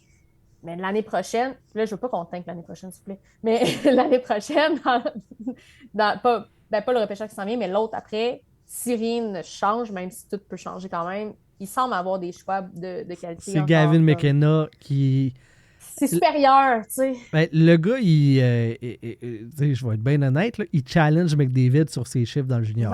Ben c'est ça, tu sais. Comme je sais que tu me dis, je veux pas tanker l'année prochaine, mais. J'aime pas ça, OK? OK, je le sais, mais tu penses-tu que les gens d'Edmonton sont pas contents d'avoir Connor McDavid? Non, je sais bien. Tu sais, oui, c'est une saison qui fait mal, mais après ça, c'est combien d'années de plaisir? Mais est-ce que les Oilers avaient vraiment tanké ou... Ah, il était mauvais en sacrement, là. Ouais, il était mauvais, mais est-ce qu'ils ont juste été comme très, très mauvais, puis qu'il n'y a rien qui marchait, ou ils ont fait comme hey, fuck off, puis on le fait? Je me souviens pas, pour vrai, ma mémoire comme genre. Mais non, mais c'est parce que, attends un peu. Là, je veux juste nuancer, là. Du tanking, pour moi, là, c'est pas une saison, on décide de hey, là, on sera pas bon, on échange d'affaires, puis on veut remonter l'année d'après. Ok, non, mais il y en a qui font ça, là. Ouais, moi, du tanking, c'est ce que le Canadien a fait. Il aurait pu liquider encore plus. En fait, je vais dire plus précisément, c'est ce que les Sharks de San Jose ont fait. Ouais. OK? Ouais. Puis les Sharks de San Jose, là, quelle belle banque d'espoir ils ont. Ils ont eu un cheat code. Ils ont ramassé le meilleur défenseur du dernier draft en Sam Dickinson puis Celebrini. Tu fais comme... Pourquoi les autres, ils mais nous ont c'est la même laissé? chose avec les Oilers, finalement, parce que c'est un peu ce qui s'est passé, puis on était tous comme, mais voyons, on a tous ces joueurs-là, puis ça ne performe pas, puis là, comme, coucou, on est en finale de la Coupe Stanley. Ah ouais. C'est un peu ce qu'on dit. Ouais, OK. Ouais. Mais je sais pas si c'est mon esprit compétitif, peut-être, j'aime pas ça. On dirait que c'est comme contre-intuitif pour un sportif, un athlète. Il me semble qu'en tant qu'athlète, tu veux... 100%. C'est pour ça que c'est pas les athlètes qui décident. Ouais, je pense que je serais une meilleure athlète si j'avais le talent que un DG, mais... Ben, puis tu sais, moi, là, écoute, tu le sais, là, on fait le show ensemble, puis on n'est pas en train de jaser de sortie de zone, puis de jeu, tu sais, de stratégie défensive, puis de power play, puis d'enfants. Moi, c'est zéro ça qui m'interpelle. Moi, pour moi, la game du hockey se gagne au 7e étage. Ce sont les directeurs généraux. En partie. Non. Moi, je considère que tu peux avoir une excellente organisation si tu as un bon gestionnaire qui met les bons pions à la bonne place. Ben, je vais quand même te rappeler les Blues qui allaient nulle part jusqu'en janvier puis qui ont gagné la coupe, là, je veux dire. Les Blues n'étaient pas une mauvaise formation. Non, OK, c'est vrai que c'est pas une mauvaise c'est comme formation, mais je veux dire, tu sais, gars, exemple, OK? Nashville. Oui, justement. Nashville. Est-ce que c'est une mauvaise organisation, Nashville? Est-ce qu'ils ont juste des mauvais joueurs? Non. Non, par contre, ils ont scrappé à chimie. Voilà. Et c'est qui a fait ça? C'est pas les joueurs. C'est le DG. Je suis d'accord. OK, je vais me ranger. T'as vu, t'as réussi à me convaincre. non, mais attends. C'est parce que je dis que, tu sais, des fois, tu peux... Tu sais, oui, sur papier, des fois, c'est la meilleure équipe, mais que dans les faits, il y a plein de choses qui peuvent arriver dans une saison qui peuvent impacter. En fait, c'est plus dans cette cycle-là que je disais ça. Ben oui! On s'entend, parce que là. de faire comme « Oh non, mais tu gagnes parce que c'est juste au 7e. » Ouais, non. Il y a comme toujours un facteur chance. Il y a un facteur... Je pense que c'est là que j'ai bugué. Là. Oui. Tu sais, demain matin, McDavid se fait accident de voiture, il perd une jambe. Il sera plus le meilleur joueur au monde. C'est pas la faute du DG. Sauf que... Non. Tu sais... On peut penser au pauvre DG des Blue Jackets de Columbus, OK? Je veux dire, il y a des super bonnes intentions, puis il a perdu une coupe de joueurs dans les derniers... Ouais, non, mais je veux dire, tu sais, une équipe, de Montréal qui arrive, là, je me souviens plus de son nom, mais il y a le gardien de but qui est décédé avec des feux d'artifice. Elle dit de même, c'est vraiment weird. Ouais. Mais c'est quand même ça. Puis là, t'as Gaudreau qui décède. Fait que, tu sais, je veux dire, il a essayé, le DG, là. Ouais, mais... il a essayé fort. Mais il a essayé fort de faire une reconstruction, puis plus après. Ouais, ben là, je pense qu'il est juste tanné, là. Mais Justement, c'est ça le problème. Moi, écoute, je l'avais plus loin dans mes sujets, mais je vais le sortir là. Jeff Molson, à la réunion des gouverneurs, qui mentionne que le Canadien va continuer de suivre son plan. Donc, il n'y aura pas de « Ah, on va accélérer. Ah, on va aller chercher des joueurs autonomes. Ah, on veut... » Non, on continue par le repêchage de bâtir et dans... Il n'y a pas de ça, là, mais moi, mon évaluation, c'est que dans 2 ans, puis c'est Kent Hughes qui l'avait dit, l'été 2026, c'est l'été le plus important pour le Canadien. Ouais. C'est là où est-ce qu'on va magasiner des UFA. Pas des UFA qui vont venir être les vedettes de l'organisation. Non, qui vont venir. Pour moi, c'est des compléter frappes le puzzle. chirurgicales. OK, Ouais. on a un manque aile droite sur le 3e trio. Qui a le profil parfait? Tac! Petit target de même. Ben, c'est un peu comme, tu sais, ça, on reparle du puzzle, c'est bon, il manque cette pièce-là, je la trouve plus, mais faire imprimer 3D. Tu sais, je veux dire, le joueur autonome qu'ils vont prendre, ça va être ça. C'est qu'il faut que Exact. ça s'imbrique. Contrairement à Nashville, que j'adore, mais je suis comme. Puis tu sais, pour vrai, je les ai vus faire Nashville, puis j'étais comme, oh wow, ça va être Ils ont malade, plein de volé. talent. C'est eux autres qui ont Ils ont- gagné le 1er juillet. Mais oui, c'était ça quand même quand tu regardes ça. Puis là, tu fais comme. T'arrives dans la saison, puis au début, tu fais OK, ça se peut, tu sais, le temps que ça se place.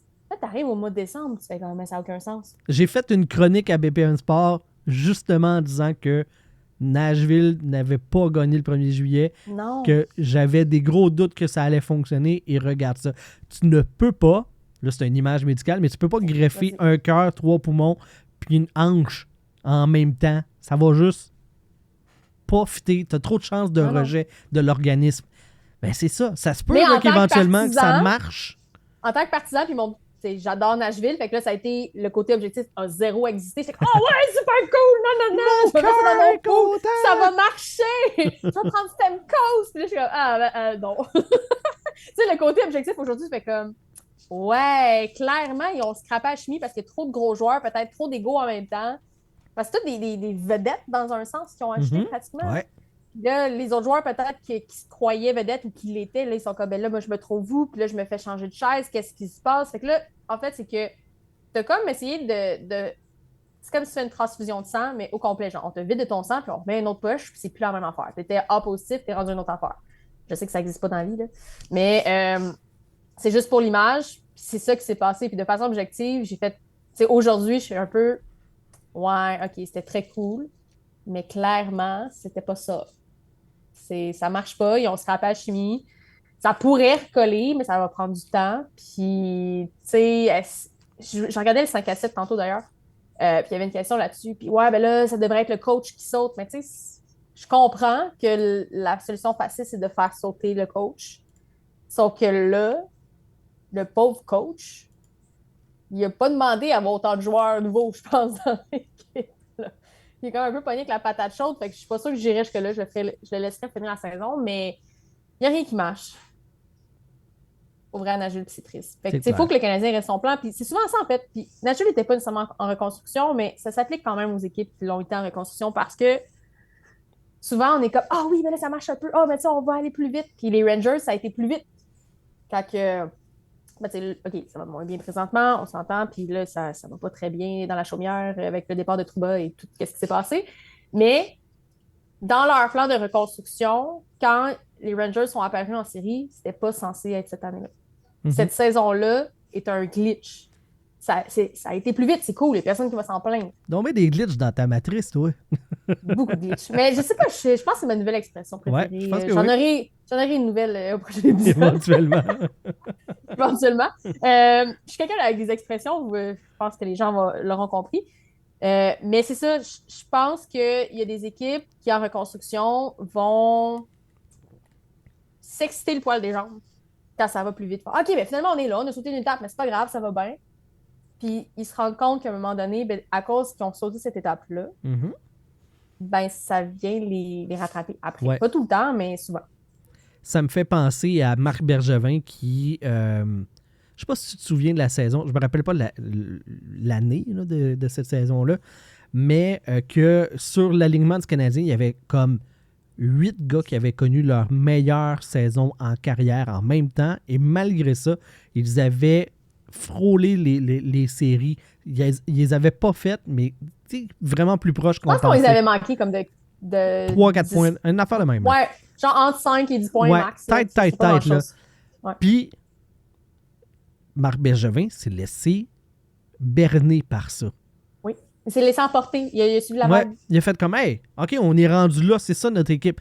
Alors que la réalité, c'est que c'est pas normal d'avoir 8 gars qui ont la meilleure saison en carrière en même En temps. même temps. T'sais, Non, parce que out of normalement, c'est censé nowhere. avoir un équilibre, là, en général.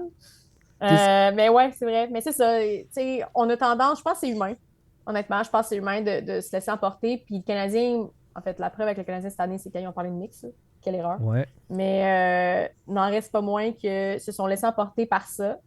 Puis là, avec la saison, comment ça s'est passé jusqu'ici, tu les vois un peu faire...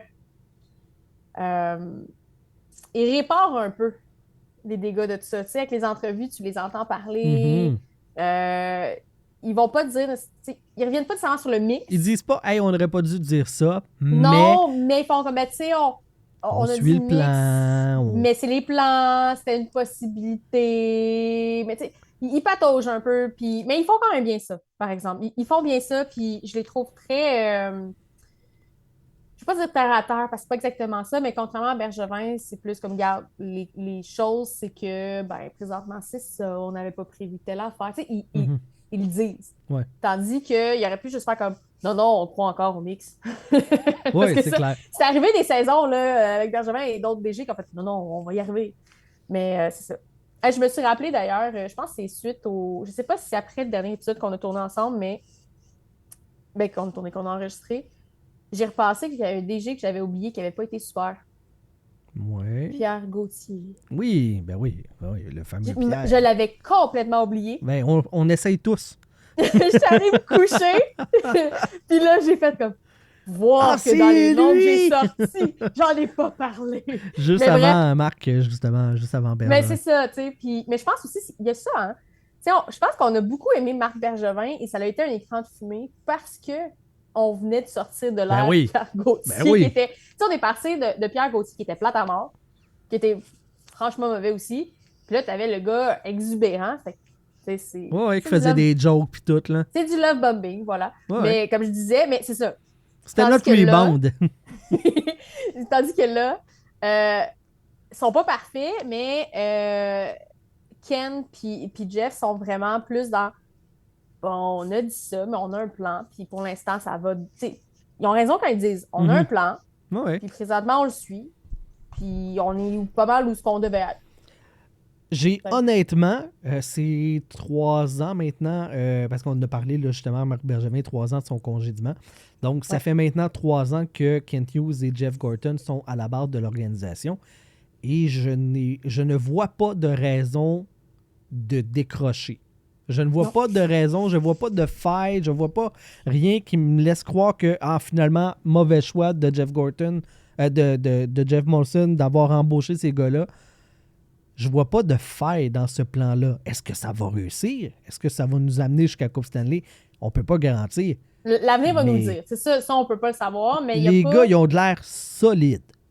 Dans le moment, on n'a pas de transaction ou de mouvement que on est comme OK, mais ça ne fait aucun sens dans le plan, dans ce qu'ils nous ont vendu. Est-ce qu'on peut avoir des déceptions? Oui. Je veux dire, le repêchage avec Reinbacker, je veux dire, tout le monde était comme qu'est-ce que tu fais là? Mm-hmm. Mais je pense qu'à long terme, ça pourrait vraiment donner raison à ces gars-là. Mais tu sais, je pense qu'il y a comme une communication ou une synergie peut-être, c'est peut-être ça le bon mot, entre Ken puis Jeff et Jeff Molson, les joueurs, Saint-Louis. Ils sont quand même arrivés dans un moment où le Canadien n'avait plus d'identité. Mm-hmm. Okay, on a beau avoir vendu l'idée auparavant de « Ah non, mais c'est Canadien, c'est ça, c'est une équipe rapide, petite, c'est ça. » Reste qu'à un moment donné, on a fait comme « Ben, je ne sais pas trop. » Genre, tu sais, c'est quoi cette équipe-là? On ne sait pas trop. Oui, il y a des jeunes qui étaient quand même prometteurs, mais c'était pas assez. Tu avais des vétérans qui étaient comme « Ben, je sais plus trop ce que je fais ici. » Et tu as encore des contrats de cette ère-là qui t'empêchent de faire certains mouvements. Tu sais, ils sont arrivés puis ils ont fait comme, faut qu'on fasse du ménage, mais on a les deux mains liées. Fait que comment qu'on fait ça? Moi, j'ai l'impression, Tu sais? j'étais pas là, et que j'aimerais ça être l'homme invisible ou une petite mouche là, qui est capable d'être dans un bureau puis de voir les Tu sais, cette discussions. mouche à là. fruits qui est tout le temps là, on sait pas trop comment Ouais. elle est arrivée. Là. Comment- Parfait. En plein mois de décembre, qu'est-ce que tu fais là, toi, quand C'est ça. Genre. Mais il me semble que Jeff Gorton, il est arrivé à Jeff Molson et lui a présenté une vision qui s'étalait genre sur 6-7 ans en disant voici les étapes qu'on va passer. Et je pense qu'une saison comme celle-ci, où est-ce que, tu sais, le slump qu'on a vécu, là, la baisse de régime, finalement, on pensait que ça. Je pense que ça aussi, il l'avait déjà préparé. Parce que, tu sais, on parlait des Sabres de Buffalo, où est-ce qu'ils ont fait plusieurs reconstructions, puis ça ne marchait pas. On parlait de Edmonton, qui en ont fait plusieurs, puis que, là, ça commence à fonctionner. Il faut que tu aies une vision, un plan à long terme. Il faut que le premier à qui il faut que tu le vendes, et qui embarque pour vrai et qui y croit pour vrai, c'est le propriétaire. Parce que t'as pas le choix, c'est son argent. Oui, parce que si le propriétaire, après 3 saisons, se tanne, puis hey, là, on va embaucher, là, genre Columbus, genre, comme je disais, Buffalo, c'est là que tu te plantes. C'est là Mais on que peut tu fais parler des d'Ottawa gaffes. aussi, là. Oui, Ottawa, hey, on est prêt à gagner. Mais Pierre Dorion, il s'est ramassé, tu sais, c'était l'ancien, c'était Melnick, là, le propriétaire. Je crois que Pierre Dorion n'était pas prêt à aller là, puis qu'il n'a pas eu le choix. Alex DeBrincat, Chikrin aussi, c'était 2 transactions qui ont fait extrêmement mal à l'équipe parce qu'on a donné des très hauts choix au repêchage. Le Canadien, de ce que je peux percevoir de l'extérieur, je ne vois pas ça s'en venir et j'en suis vraiment Mais il n'y a pas heureux. de sentiment de panique non plus. Du tout. Tu sais, souvent, ce qu'on voit, c'est sûr que, les Canadiens, on dirait que la panique arrive plus vite, là, mais peu importe l'équipe en reconstruction, en général, on voit un sentiment de panique à un moment donné, puis ils sont comme, bon, ben là, tout le monde chiale, fait qu'on va faire sauter l'entraîneur. Je veux dire, Martin Saint-Louis, là, tu sais, il est encore là, puis moi, je pense qu'il va rester là un petit peu encore. Mais il y aurait eu tout plein de raisons, de par les performances de l'équipe, pour que son contrat se termine. Tu sais, pour qu'on fasse comme, hey, ça marche pas, tu t'en vas. Mais, comme tu dis, Jeff Gorton est arrivé, il a dit, voici mon plan. Ouais. Moi, je vais engager Ken Hughes. Le profil de... Je vais essayer d'avoir Martin Saint-Louis. Tu sais, c'est sûr que tu ne vends pas Martin Saint-Louis, genre, mais tu sais, il y a une carrière de joueur, tout, c'est comme. Puis, tu sais, il n'y a pas tant d'expérience que ça en entraîneur non plus. Là. Pas loin du zéro absolu. Tu sais, il y en a un peu, mais en tout cas, c'est discutable à plein de points de vue, mais... Il s'est amusé à coacher. Ouais, c'est ça. Mais pour...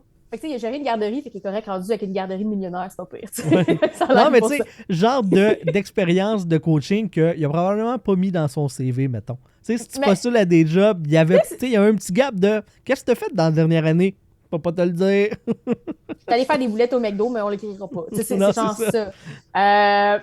Puis ça n'a rien enlevé aux gens qui travaillent chez McDo, c'est juste que quand tu lis des jobs c'est l'image. C'est quand tu veux une job en médias sociaux, ça se peut que la job de caissière que tu as eu étudiante, elle ne sera pas dans ton CV. C'est ça, exact.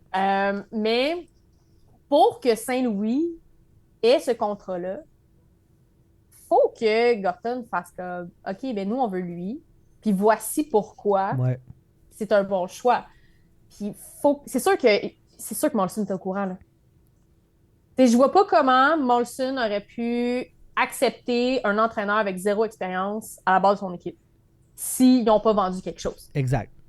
C'est impossible. Puis je vais ajouter, avant que tu continues, je vais ajouter que Martin Leclerc de Radio-Canada avait déjà dévoilé que quand Jeff Gorton et Kent Hughes sont rentrés en poste, ils n'ont jamais réellement discuté avec Dominique Ducharme de la suite des choses avec lui. Parce leur idée était déjà faite ça n'allait pas être lui. J'ai quand même apprécié Dominique Ducharme, mais si t'es pour faire une vraie reconstruction, faut que tu partes à zéro ou ce que tu es capable de le faire. C'est ça. Parce que, tu sais, on le savait, là, Anderson, Gallagher, les contrats, ils se bougent pas. OK? Puis, bon, tu sais, je pense que je choisis Gallagher avant Anderson dans la vie, là. Mais parce que je pense qu'il est vraiment plus dévoué à la tâche qu'Anderson de base. Mais à un moment donné, c'est ça, c'est que tu fais comme, bon, on est dans un marché particulier. On est dans un marché qui a l'historique qui vient avec. On a les attentes des partisans, les médias, le traitement. Tu sais, je veux dire, à San Jose, tu fais une reconstruction. Oui, les médias vont chialer, les fans aussi, mais ils vont faire leur petit train-train quotidien, puis ils vont vivre avec. À Montréal, on est difficile. À tort ou à raison, on est difficile. Non, mais tu sais, il y a des choses qui s'expliquent du pourquoi à Montréal on est difficile. Ben C'est oui. genre, Non, tout à est-ce fait. que ça excuse tout? Non. Est-ce que ça explique des choses? Oui. Fait que je pense qu'ils sont arrivés. Puis en même temps aussi, tu sais, ils ont quand même des belles feuilles de route. Ben, tu sais, Gorton, je veux dire, il a quand même prouvé ce qu'il valait avec les Rangers, somme toute. Tu sais, ce qu'il a construit là était très beau. Là, je ne sais pas si c'est en train de s'effondrer, mais il pleut. C'est plus vraiment de sa faute. Puis c'est intéressant aussi, tu sais, on parle de Saint-Louis qui n'a pas tant d'expérience, mais tu sais, Ken Hughes, c'est un agent de joueur. C'était pas un DG. Non, c'est tous des nouveaux, sauf... Non, mais c'est ça, puis je trouve ça intéressant aussi. Parce qu'eux, ils arrivent, puis des fois, c'est ça qu'il faut. Parce que, puis ça, c'est n'importe quelle entreprise. Tu as une situation X, puis tu es tellement dedans que tu vois plus rien. Tu vois juste comme ça marche pas, ça marche pas. Puis tu vois pas que c'est peut-être une ficelle là, qui est mal rentrée dans ta couture ou quelque chose de même. Puis là, eux autres arrivent de l'extérieur, ben oui, regarde, il y a une petite ficelle qui dépasse, ça marche pas. Parce que ces personnes-là arrivent de l'extérieur avec un regard neuf. Puis c'est exactement ce que le Canadien avait besoin. Mais les partisans du Canadien, moins incluants parfois, on manque de patience. Ah oui. T'sais. Oh, que oui. Mais pour vrai, Puis là, je parle pas de toi, là. Je parle du partisan. Excusez, tu avais l'air de moi qui te mettais sur l'autobus. Je suis super patiente. Pour vrai, je suis la première à faire comme, ben, Saint-Louis est correct. Ça veut dire, moi, je suis comme, all is good. Mais je veux dire, si on fait la moyenne du partisan, là. On est pressé d'avoir des résultats. Ça, oui. C'est clair. Ouais. Mais ça prend du temps si tu veux un résultat qui dure dans le temps aussi. Tu sais, si tu veux quelque chose comme, mettons, les Pingouins, là. C'est peut-être pas cette année puis l'année passée, là, mais tu sais, dans quelques années, admettons, là, tu sais. Ils n'ont pas gagné la Coupe Stanley, là, nécessairement, mais c'était quand même le fun. Ils se rendaient en série, ils se rendaient quand même loin selon les années. Tu sais, ça, c'est quelque chose de hey, c'est le fun.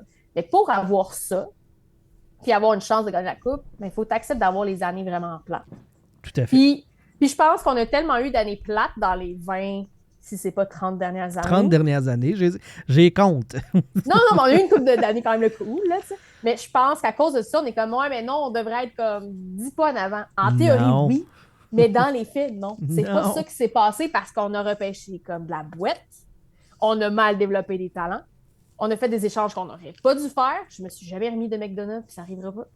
Puis, j'ai lu, j'étais comme, oh ouais, ce défenseur-là va être malade. Puis là, ils l'ont échangé, puis comme, non. Non. mais tu sais, c'est ça. Fait que bref, je pense que le Canadien est exactement là où il doit être.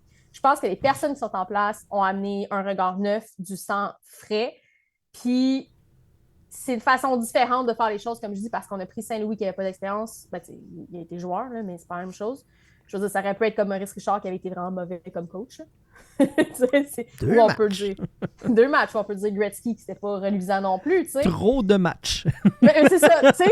Parce que oui, c'est un joueur, oui, ça veut pas dire que ça va se C'était le meilleur transférer. de l'histoire. Non, ça ne marche pas de même. Bon joueur, meilleur de l'histoire, pas comme coach. Non.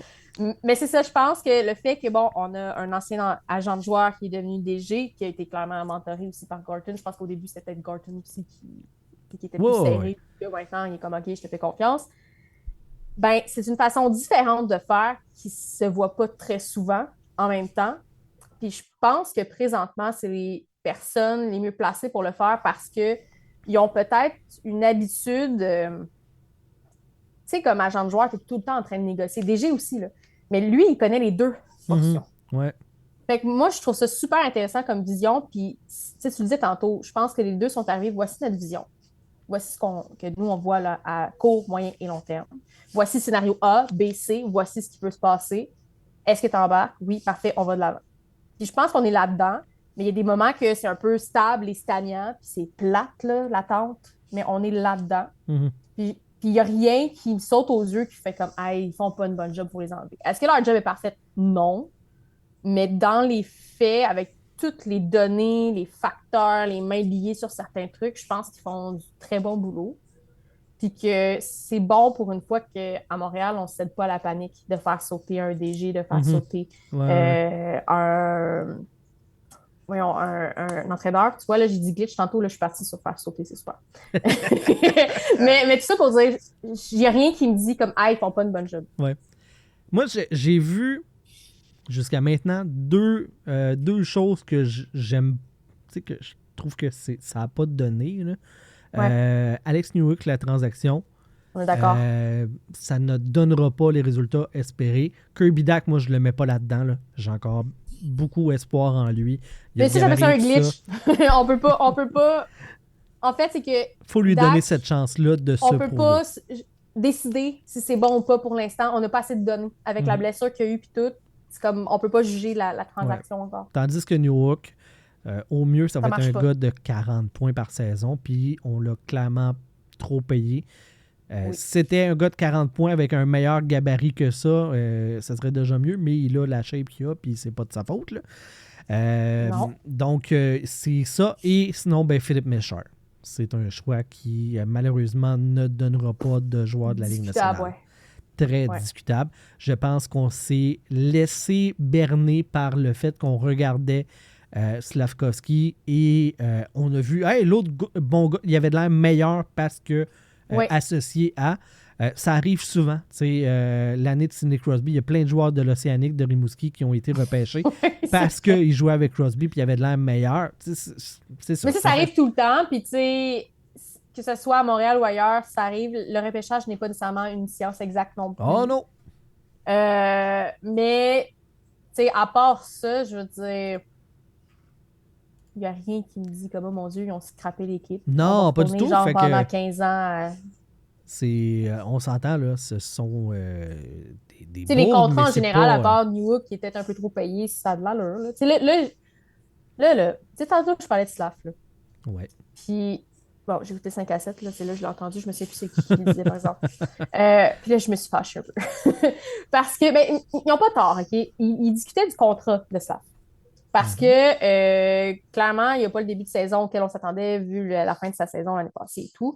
Fait que là, la question, c'était, est-ce qu'on l'a trop payé puis on va se mordre les doigts avec ce contrat-là parce que finalement, c'est un gars de demi-saison, par exemple, ou c'est correct qu'on l'a locké, comme on dit en anglais dans l'expression, puis dans quelques années, on va être heureux d'avoir payé ça pour avoir toutes ces années.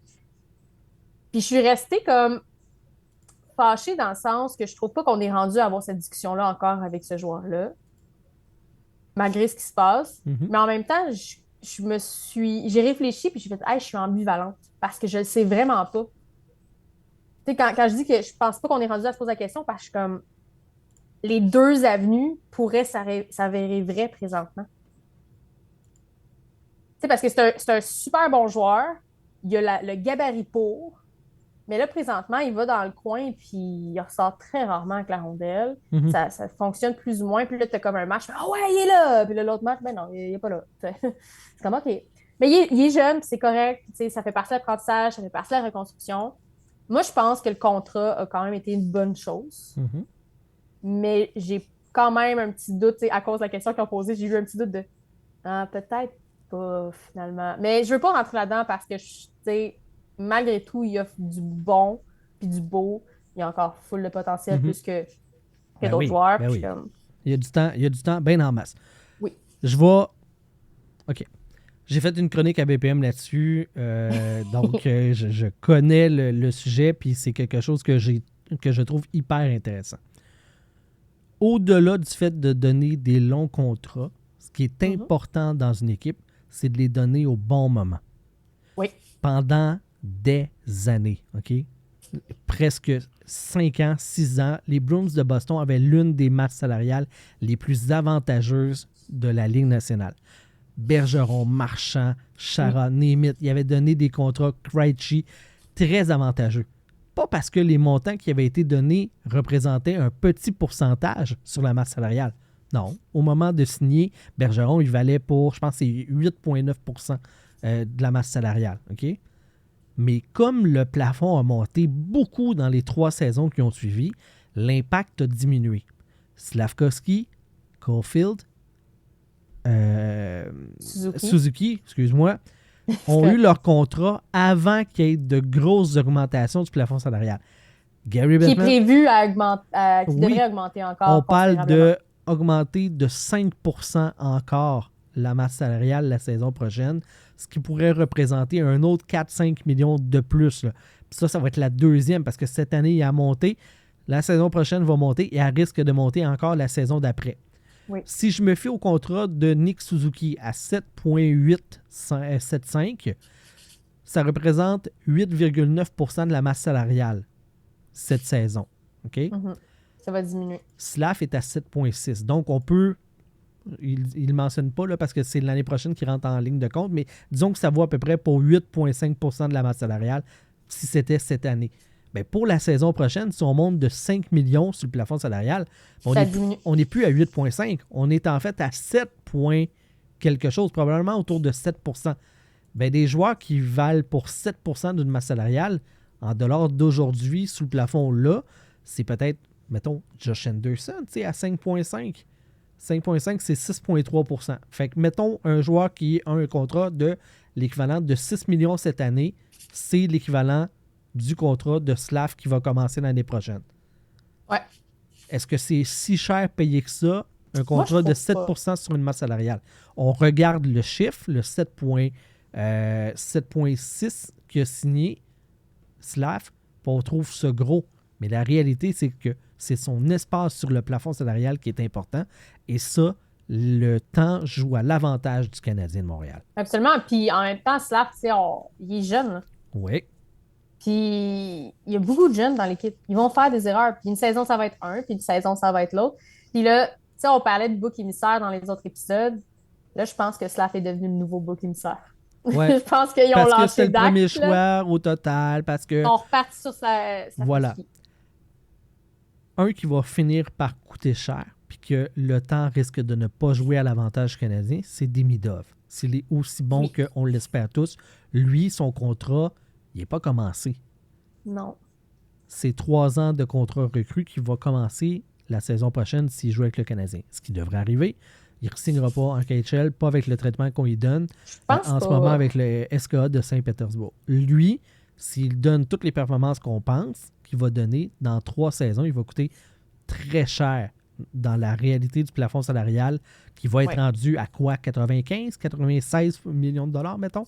Quelque chose comme ça. Là, on parle d'un gars qui va aller chercher possiblement un 11, 12 millions, parce que ça va être un pourcentage tu sais, qui va faire du sens, qui sera pas À ce le moment-là, top, là. quand on va le signer, là, Exact. selon ses performances et tout. là. Exact. Heureusement, le Canadien, les Knudsen, comme ils ont brûlé une année de contrat l'année dernière, il y a cette année, l'année prochaine, sous contrat. L'année prochaine, tu peux déjà négocier avec lui pour le signer. Je pense que avec les performances qu'il donne, les Knudsen pourraient signer à quelque chose comme un 8, 8,5. Absolument. Et grâce aux augmentations du plafond, ça fera pas trop mal. Le temps joue à l'avantage du Canadien dans la majorité des cas, à part pour Demidov. S'ils Fait placent bien leur pion, puis que... ils peuvent avoir une masse 95. salariale saine pour très longtemps. Puis, tu sais, Josh Anderson, son contrat va finir. Ouais. Brendan Gallagher, son contrat va finir. Là. Ouais. Il doit être à veille un jour. Là. On Gallagher, dirait- 2 autres saisons après celle-ci. Anderson aussi. Ah, L'avantage, c'est quand même interminable quand on y c'est très long. Dvorak et Armia terminent cette saison. Pezzetta aussi. Et ça va. OK. Ben, Pedita, c'est clair qu'il ne reviendra pas le Canadien. Non. Fait C'est fini. 15 là. games en ligne. C'était pas c'était joué, le genre? fun le temps que ça a duré, mais c'est Ah, pas mal c'était ça. beau. C'était beau. Avec sa chevelure. Ah, Je sais pas si tu te souviens, un moment donné, il s'était comme battu, puis il est allé au bas des punitions après, puis il avait les yeux tellement comme gros, comme des dixels. ouais. C'était épique comme moment, mais tu sais, il peut pas apporter. Il peut apporter à d'autres équipes, peut-être, mais plus au Canadien. Ouais. Tu sais, non, mais peut-être, who knows. Mais clairement, il a bouché un trou quand il était là. C'était le fun de l'avoir pareil. Ça fait du beau dans une saison vraiment bouette. Oh, ouais. Mais il y a trop de Mettons, que joueurs avec un plus haut potentiel que lui qui sont là. mettons que je me serais pas tatoué son nom. Regarde. Non, mais non. On va mais juste non, mais être tu sais- clair, là. mais tu sais, c'était le fun pendant qu'il était là. Mais on Avec savait un tous petit que cœur ça- et une flèche qui traverse, là, Pezzetta. Pezzetta. Non, ça arrivera pas. Non, mais tu sais, il a répondu à un certain besoin, tu sais, quand il était là, puis ça l'a mis quand même du fun dans une saison qui ne l'était pas tant Ouais. que ça. Fait que, tu sais, c'était cool pour ça, mais c'était clair qu'il n'y avait pas d'avenir avec le Canadien. Puis là, c'est juste plate parce qu'il est pogné en haut et il ne peut rien faire. Ça. Mais c'est ça. Il y a plus de potentiel chez d'autres personnes. Dvorak, ciao bye, au revoir. Ça aurait été le fun que ça soit autre chose, mais c'était pas ça. Fait que, C'était pas ça que c'était, fait que, ouais. C'était pas que c'était, fait que c'est ça. Puis Armia, ça, c'est le genre de joueur que t'aimes détester, mais qui arrive à faire quelque chose pareil. Comme T'sais, quoi? Non, mais moi, je les trouve. Tu peux le mettre partout, man. Oui, mais... C'est comme un couteau suisse rouillé. OK. Joël Armia, il fait Ah non, pas... mais il y a plein de joueurs qui peuvent prendre sa place, on s'entend. Oh, on oui. regarde pas, là. Mais Joël Armia, là, il est dans une classe très, très niche des joueurs qui ne font pas gagner ton club, qui le font pas perdre, mais qui font pas gagner aussi le club adverse, puis ils le font pas plus gagner. Il est juste là, puis il est comme, OK, ben on a besoin de quelqu'un à l'aile, va là. OK, va à l'autre vas-y. C'est comme si la game était sur pause. Quand lui, il est là, tu sais, quand tu joues NHL, je sais pas pour les gens, là, mais tu sais, tu peux skipper les tours des autres trios quand ton joueur il joue pas, là. Dans le mode carrière, là, tu skippes. Armia, c'est ça. C'est tu skippes jusqu'à la prochaine présence. Y a rien, Mais c'est pour ça que je te. t'as je te rien dis, qui va tu se sais, passer là. Ça arrivera pas. Oubliez ça. Armia, il est sa glace. Mais il y a une raison pourquoi il est là pareil. Tu sais, je veux dire, il se serait fait bencher v'là vraiment longtemps s'il apportait pas un minimum quelque chose. Il est vraiment Genre, c'est pas gentil ça. dans la chambre. C'est ma Peut-être. compréhension. Mais, tu sais, c'est. Ben, je veux pas dire que c'est Lekonen parce que Lekonen, c'est pas tout à fait le même joueur. Là. Non, c'est Mais- bien mieux les connaître. Oui, mais mettons que t'as plus de Lekonen puis Tress Armia, tu le prends pareil. Là, tu sais, je dis tout, mais je préférais Lekonen, je l'aurais regardé. Ben oui. Ouais. Mais l'offre Regardez. était. Malheureusement, c'est Justin Barron C'est- qui se développera pas, là. Ça aura pas donné. Mais il y avait des chances qu'il se développe, puis ça Ouais. répondait à un besoin. Mais ouais, mais tu sais, Armia, j'ai quand même hâte qu'il parte, mais en même temps, je suis un peu indifférente dans le sens qu'il est là, puis tu sais, je chialerai pas dessus. Là. Moi, si j'étais Barron, là, je changerais 3 pouces de coût pour 3% de QI hockey de plus. Je pense que ça ferait pas de tort. Ouais, peut-être. 3 pour 3. Je fais un pour échange trois. de même, ça ferait la job. Mais c'est pour ça que je te dis, Armia, c'est comme le joueur qu'on tape sa tête, mais en même temps, il mérite pas nécessairement de se faire taper sa tête parce qu'il Ah fait non, c'est pas rien de de sa mauvais, faute, là. rien de bon. Tu sais. C'est pas de sa C'est comme- faute. Il est... Lui, il est juste là, puis il est comme. Ah, je sais, c'est comme le joueur, tu sais, la personne beige, il est comme bonjour, puis c'est tout. Tu sais, Ouais, il non, dérangera c'est ça. pas, il est juste là. Tu sais, c'est le genre de personne, tu sais, quand tu t'en vas en voyage, là, puis il est tout le temps ses photos dans le fond, puis tu fais comme, Oui! Chris, je l'ai pas vu pendant 2 semaines, mais il est 14 fois dans mon album photo de mon voyage à Cuba. Exactement. C'est quoi ça, Caris? C'est Joël Armia. Il fait partie du décor, mais il est là. Ouais. Dernier point, on va avoir d'autres sujets qu'on va traiter dans l'après-show. Patreon.com/Les Glorieux, si vous voulez vous abonner pour avoir accès à du contenu supplémentaire comme les après-shows. Nous allons, avant ça, traiter de la question d'Alexandre Tremblay. Parce que ça fait un lien avec ce qu'on jasait là. Il dit « Les contrats et les joueurs à se débarrasser. On vend avec des choix pour les rendre plus attractifs. » Et moi, je lui ai répondu en ligne, tu peux même pas lire de la merde autant que tu veux, ça ne deviendra jamais un diamant. Mais mettons, toi, Alexandra, que tu aurais d'autres choses. Est-ce que tu serais prête à ce que le Canadien prenne, je vais dire, mettons Josh Anderson. Moi, c'est celui qui me purge le plus. Là. Tu prends Josh Anderson, puis tu dis à une équipe, hey, je te donne un choix de 2 pour que tu le ramasses. Est-ce que tu penses que le Canadien, 1, est rendu là? 2, est-ce que ça mérite ça? Est-ce qu'il est assez... Ça me ferait chier de donner un choix de 2 pour me débarrasser d'Anderson. Je trouve qu'il ne mérite pas d'être accompagné d'un choix de 2. OK? Un choix de 1, sinon personne ne le prend? C'est ça que tu veux dire? Ou... Non, je trouve que c'est trop. Je le donnerais avec un choix de 3. Ouais. mais ouais. J'aimerais ça. Tu sais, Anderson, j'aimerais m'en débarrasser dans l'optique que son contrat donnerait beaucoup plus de latitude aux Canadiens, même si on a quand même du jeu. Parce que j'ai l'impression que des fois, il prend la place d'un jeune qui pourrait faire ses erreurs puis apprendre avec les autres, ces affaires-là. Tu sais, si tu me donnes le choix entre Gallagher et Anderson, je garde Gallagher, OK? Pour OK. vrai.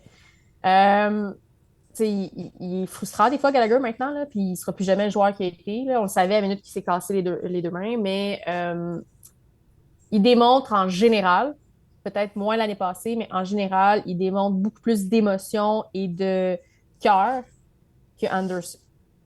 Mais tu sais, peut-être que je me trompe, mais la perception que moi j'en ai quand je regarde les matchs, c'est ça. Cette saison, j'ai moins à chialer contre Anderson, tout de même. Ça va Là, quand même Gallagher, mieux, là. c'est rien que ça, un cœur. C'est un cœur sur 2 pattes. Là. C'est tout ce qui reste. Fait que c'est n'importe qui a moins de cœur que Gallagher. Là.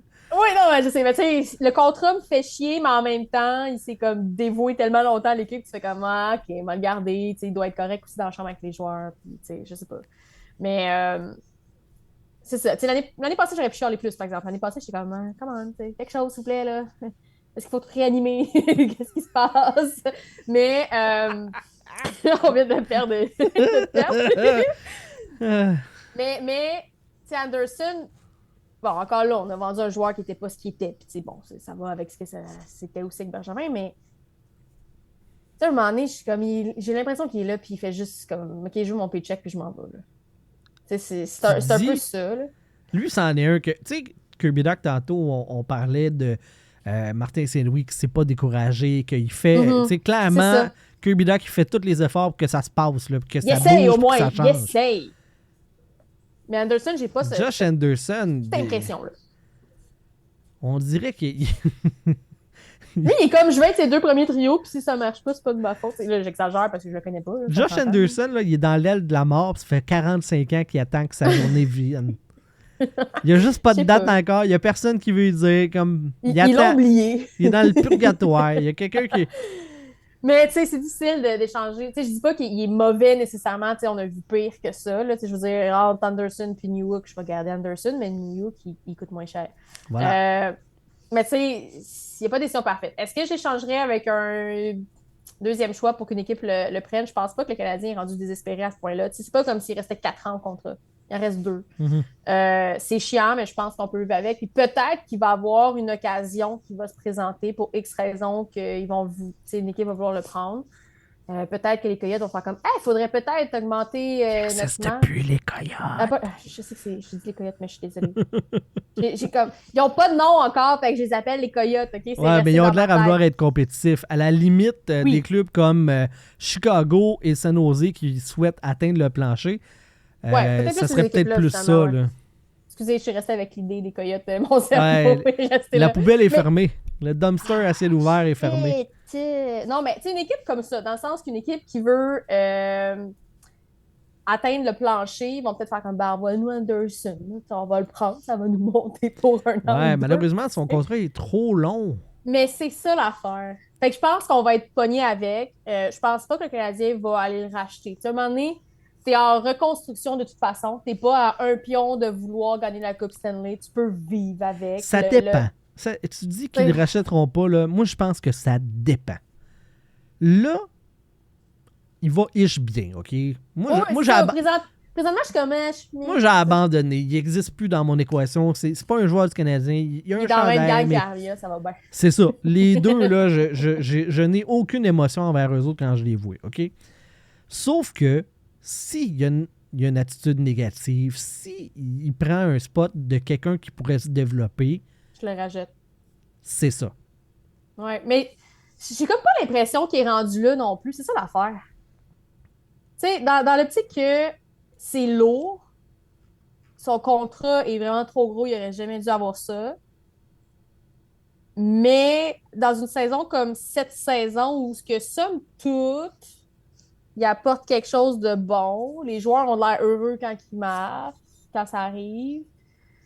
Tu sais, je suis comme, OK, ouais. Mais si on avait à revivre la même chose que la saison passée avec Anderson, je suis comme, OK, non, ça suffit. Là. C'est comme si tu voulais retourner pour une 6e fois avec ton ex, comme décroche. Mm-hmm. Si le Canadien rachète le contrat à l'entre-saison cet été, comme il va rester 2 saisons à son contrat à 5,5, ça implique qu'il aura un impact sur la masse salariale de 1,9 la première année, 3,4 la deuxième et 1,4 les 2 années suivantes. Autrement dit, la saison prochaine, on sauve 3 points, presque 6. La saison d'après, 2 millions. Et ensuite, tu as 2 saisons où est-ce qu'il te coûte plus 1,4 sur ta masse, parce que normalement, son contrat aurait été fini. Ouais. Je pense que ça peut valoir la chandelle. Ben, ça va être une question de mathématiques aussi. C'est ça, de ça nombre va dépendre... de contrats, parce que tu as des gars à signer, là. Tu as une limite de nombre de contrats à 50. Moi, tu sais, l'été passé, ça n'avait pas de sens. Ça se pouvait pas, là. Ça aurait été ben non. Mais là, honnêtement, T'es Josh, en train de me dire, on Josh, jase, là, puis tu sais, c'est je pense pas une autre qu'un bail, là. rachat est peut-être plus plausible que un échange, à moins que ils finissent, ben ça n'arrivera pas, là, mais à moins qu'ils finissent par le mettre dans le balotage, puis l'équipe le pogne, puis genre on garde juste une portion du salaire, puis l'autre équipe a l'autre Je portion. pense ça qu'ils pourrait être une peuvent option, mais même je pense pas qu'ils le peuvent mettre pas. au balotage. C'est ça. C'est pour ça que je dis que ça n'arrivera pas, je pense qu'il peut pas. Il y a une clause de... Player Submit, il y a une clause de non-échange modifiée. Mais je pense qu'il n'y a pas de clause de non-mouvement. Ouais. Gallagher a une clause de non-mouvement, Ouais, Gallagher, il bétonne. mais pas Anderson. Effectivement, il pourrait le mettre au balotage. Je pense pas que ça va arriver, mais ça pourrait être une option aussi. Tu sais, tu le mets au balotage, puis une équipe le prend, puis toi, tu gardes un pourcentage de son contrat. Écoute, s'ils l'ont fait avec le défenseur là, qui arrivait de Washington, là. J'ai un blanc de mémoire. Ah, ça fait chier. Quoi son nom déjà? On en a parlé sur le dernier show ou l'avant-dernier show. Tu parles J'ai un beaucoup blanc trop. qui était Moi, dans- j'ai le temps d'avoir 15 vies entre deux shows, OK? Ouais. Pas grave. Fait que c'est ça, lancer Mais oui, les caps. là. l'idée, ça pourrait être ça, mais je pense que Anderson, ça va être une question de mathématiques, puis une question de vitesse ou non de développement de d'autres joueurs. Mais je suis pas prête à sacrifier un choix de 2. C'est parce qu'il faut que tu prennes. Oui, ben c'est ça. Je pense trouve que le que c'est Canadien beaucoup. veut maximiser ses actifs. Je suis pas désespérée à ce point-là, genre. Je pense que le rachat devient une réelle Une meilleure possibilité. option. Ouais. Cet été, là. Ouais. Puis c'est pas que le Canadien est serré, c'est que tu veux utiliser ces spots-là pour donner des chances à des gars de se développer. Tu sais, je fais juste penser à Owen Beck cette année qui a une solide saison dans la Oui. Ligue américaine. C'est le genre de gars qui pourrait venir à l'aile d'un trio, tu sais, question Qui de peut aisément s'adapter. prendre la place d'Anderson, puis il pourra pas faire pire en théorie. Voilà. À moindre coût. C'est ça, tu sais. Fait que ça te donne, ça t'ouvre un champ de possibilités intéressant de racheter. Ouais, je pense que le rachat serait une meilleure option que de l'échanger avec un choix de 2, parce que de toute façon, dans la lignée et vision du Canadien qui veulent passer par le repêchage, puis on va être en bas, sans être nécessairement dernier, ben, les choix de deuxième ronde sont quand même très importants. Puis autant que presque autant que les 1. Fait que pour se débarrasser d'un 2, puis qu'il y aurait Anderson, il faut vraiment que l'autre bord ait quelque chose de très intéressant, puis que ça serait vraiment une pièce qui va se mouler au puzzle qu'on a, puis je vois pas présentement comment ça pourrait arriver. Mhm. Mais tu sais, je peux me tromper, mais ouais, je pense qu'un rachat ou un balotage, mais je pense même pas qu'ils vont aller jusque-là maintenant. Ça me bug vraiment le défenseur. Mais je sais, mais je me souviens pas. Parce que je sais à quoi tu fais allusion, mais il y a comme rien qui se passe. Il y dans avait ma un tête, contrat là. de 4 saisons avec le Canadien. Puis C'est- là, il a passé c'est- tout son temps avec C'est-tu Osner? Osner. C'est ça, voilà. Ouais, c'est Osner. Oui, c'est ça. Là, ça me dit quoi, ça me Le dit? blanc trouvé chose. Ouais, Osner. Ah, quelle épopée, Hey, ce dossier. Si Wow! Dites-moi quelqu'un, si tu as pu le faire avec Osner, pourquoi tu peux pas le faire avec Josh Anderson? Tu peux absolument le faire. Y a-tu Sauf tant que que- ça comme des lettres de noblesse dans la Ligue nationale que faut donc le respecter, puis il est donc si aimé, puis apprécié, puis utile pour 5.5? Ben, ça dépend avec les joueurs dans la chambre de quoi ça a l'air aussi. Tu sais, je veux dire, il y a plein de données qu'on n'a pas, mais tu sais, comme je dis depuis le début, entre Gallagher et Anderson, moi je garde Gallagher puis je sacrifie Anderson demain matin. Facile. Facile. Hey, je vais me Juste coucher... pas avec un 2, OK? Juste pas avec un 2. me coucher plus heureux. Voilà. J'ai enfin quelque chose pour aimer Josh Anderson. Le fait que la possibilité de le racheter existe. Oui. Puis qu'elle est comme réaliste. Moi, ça, là, ça me rend vraiment comme heureux. Là. Ah, tu vois, on a trouvé. Je suis de bonne humeur, là. On prend quelques instants. Pour les gens qui sont des membres Patreon, on prend quelques instants. On revient tout de suite après la fin du show pour l'après-show. Si vous n'êtes pas membre Patreon et que vous souhaitez avoir accès à plus de nous autres, plus de toi puis moi, Alexandra, hein, t'as dit Ouais, ça en toi puis bûcheron, moi, là. on est Toi chumé, puis moi. chumé. En jasette, on va parler, comme je disais, des Rangers. Ça va vraiment pas bien. Je veux qu'on parle de McDavid. Il y a des rumeurs qui circulent comme quoi il veut tester le marché de l'autonomie à l'été 2026. Et on va parler de congédiement de Martin Saint-Louis. The Athletic a fait un texte très intéressant. J'ai hâte en tout cas, dans l'après-show, patreon.com/Les Glorieux. Je vais gagner Alexandra Philibert qui était avec vous pour le podcast Les Glorieux. Merci beaucoup, Alex. Ça fait plaisir. Merci à vous tous, chers auditeurs et auditrices, et on vous dit à la prochaine pour un autre épisode. Bye bye!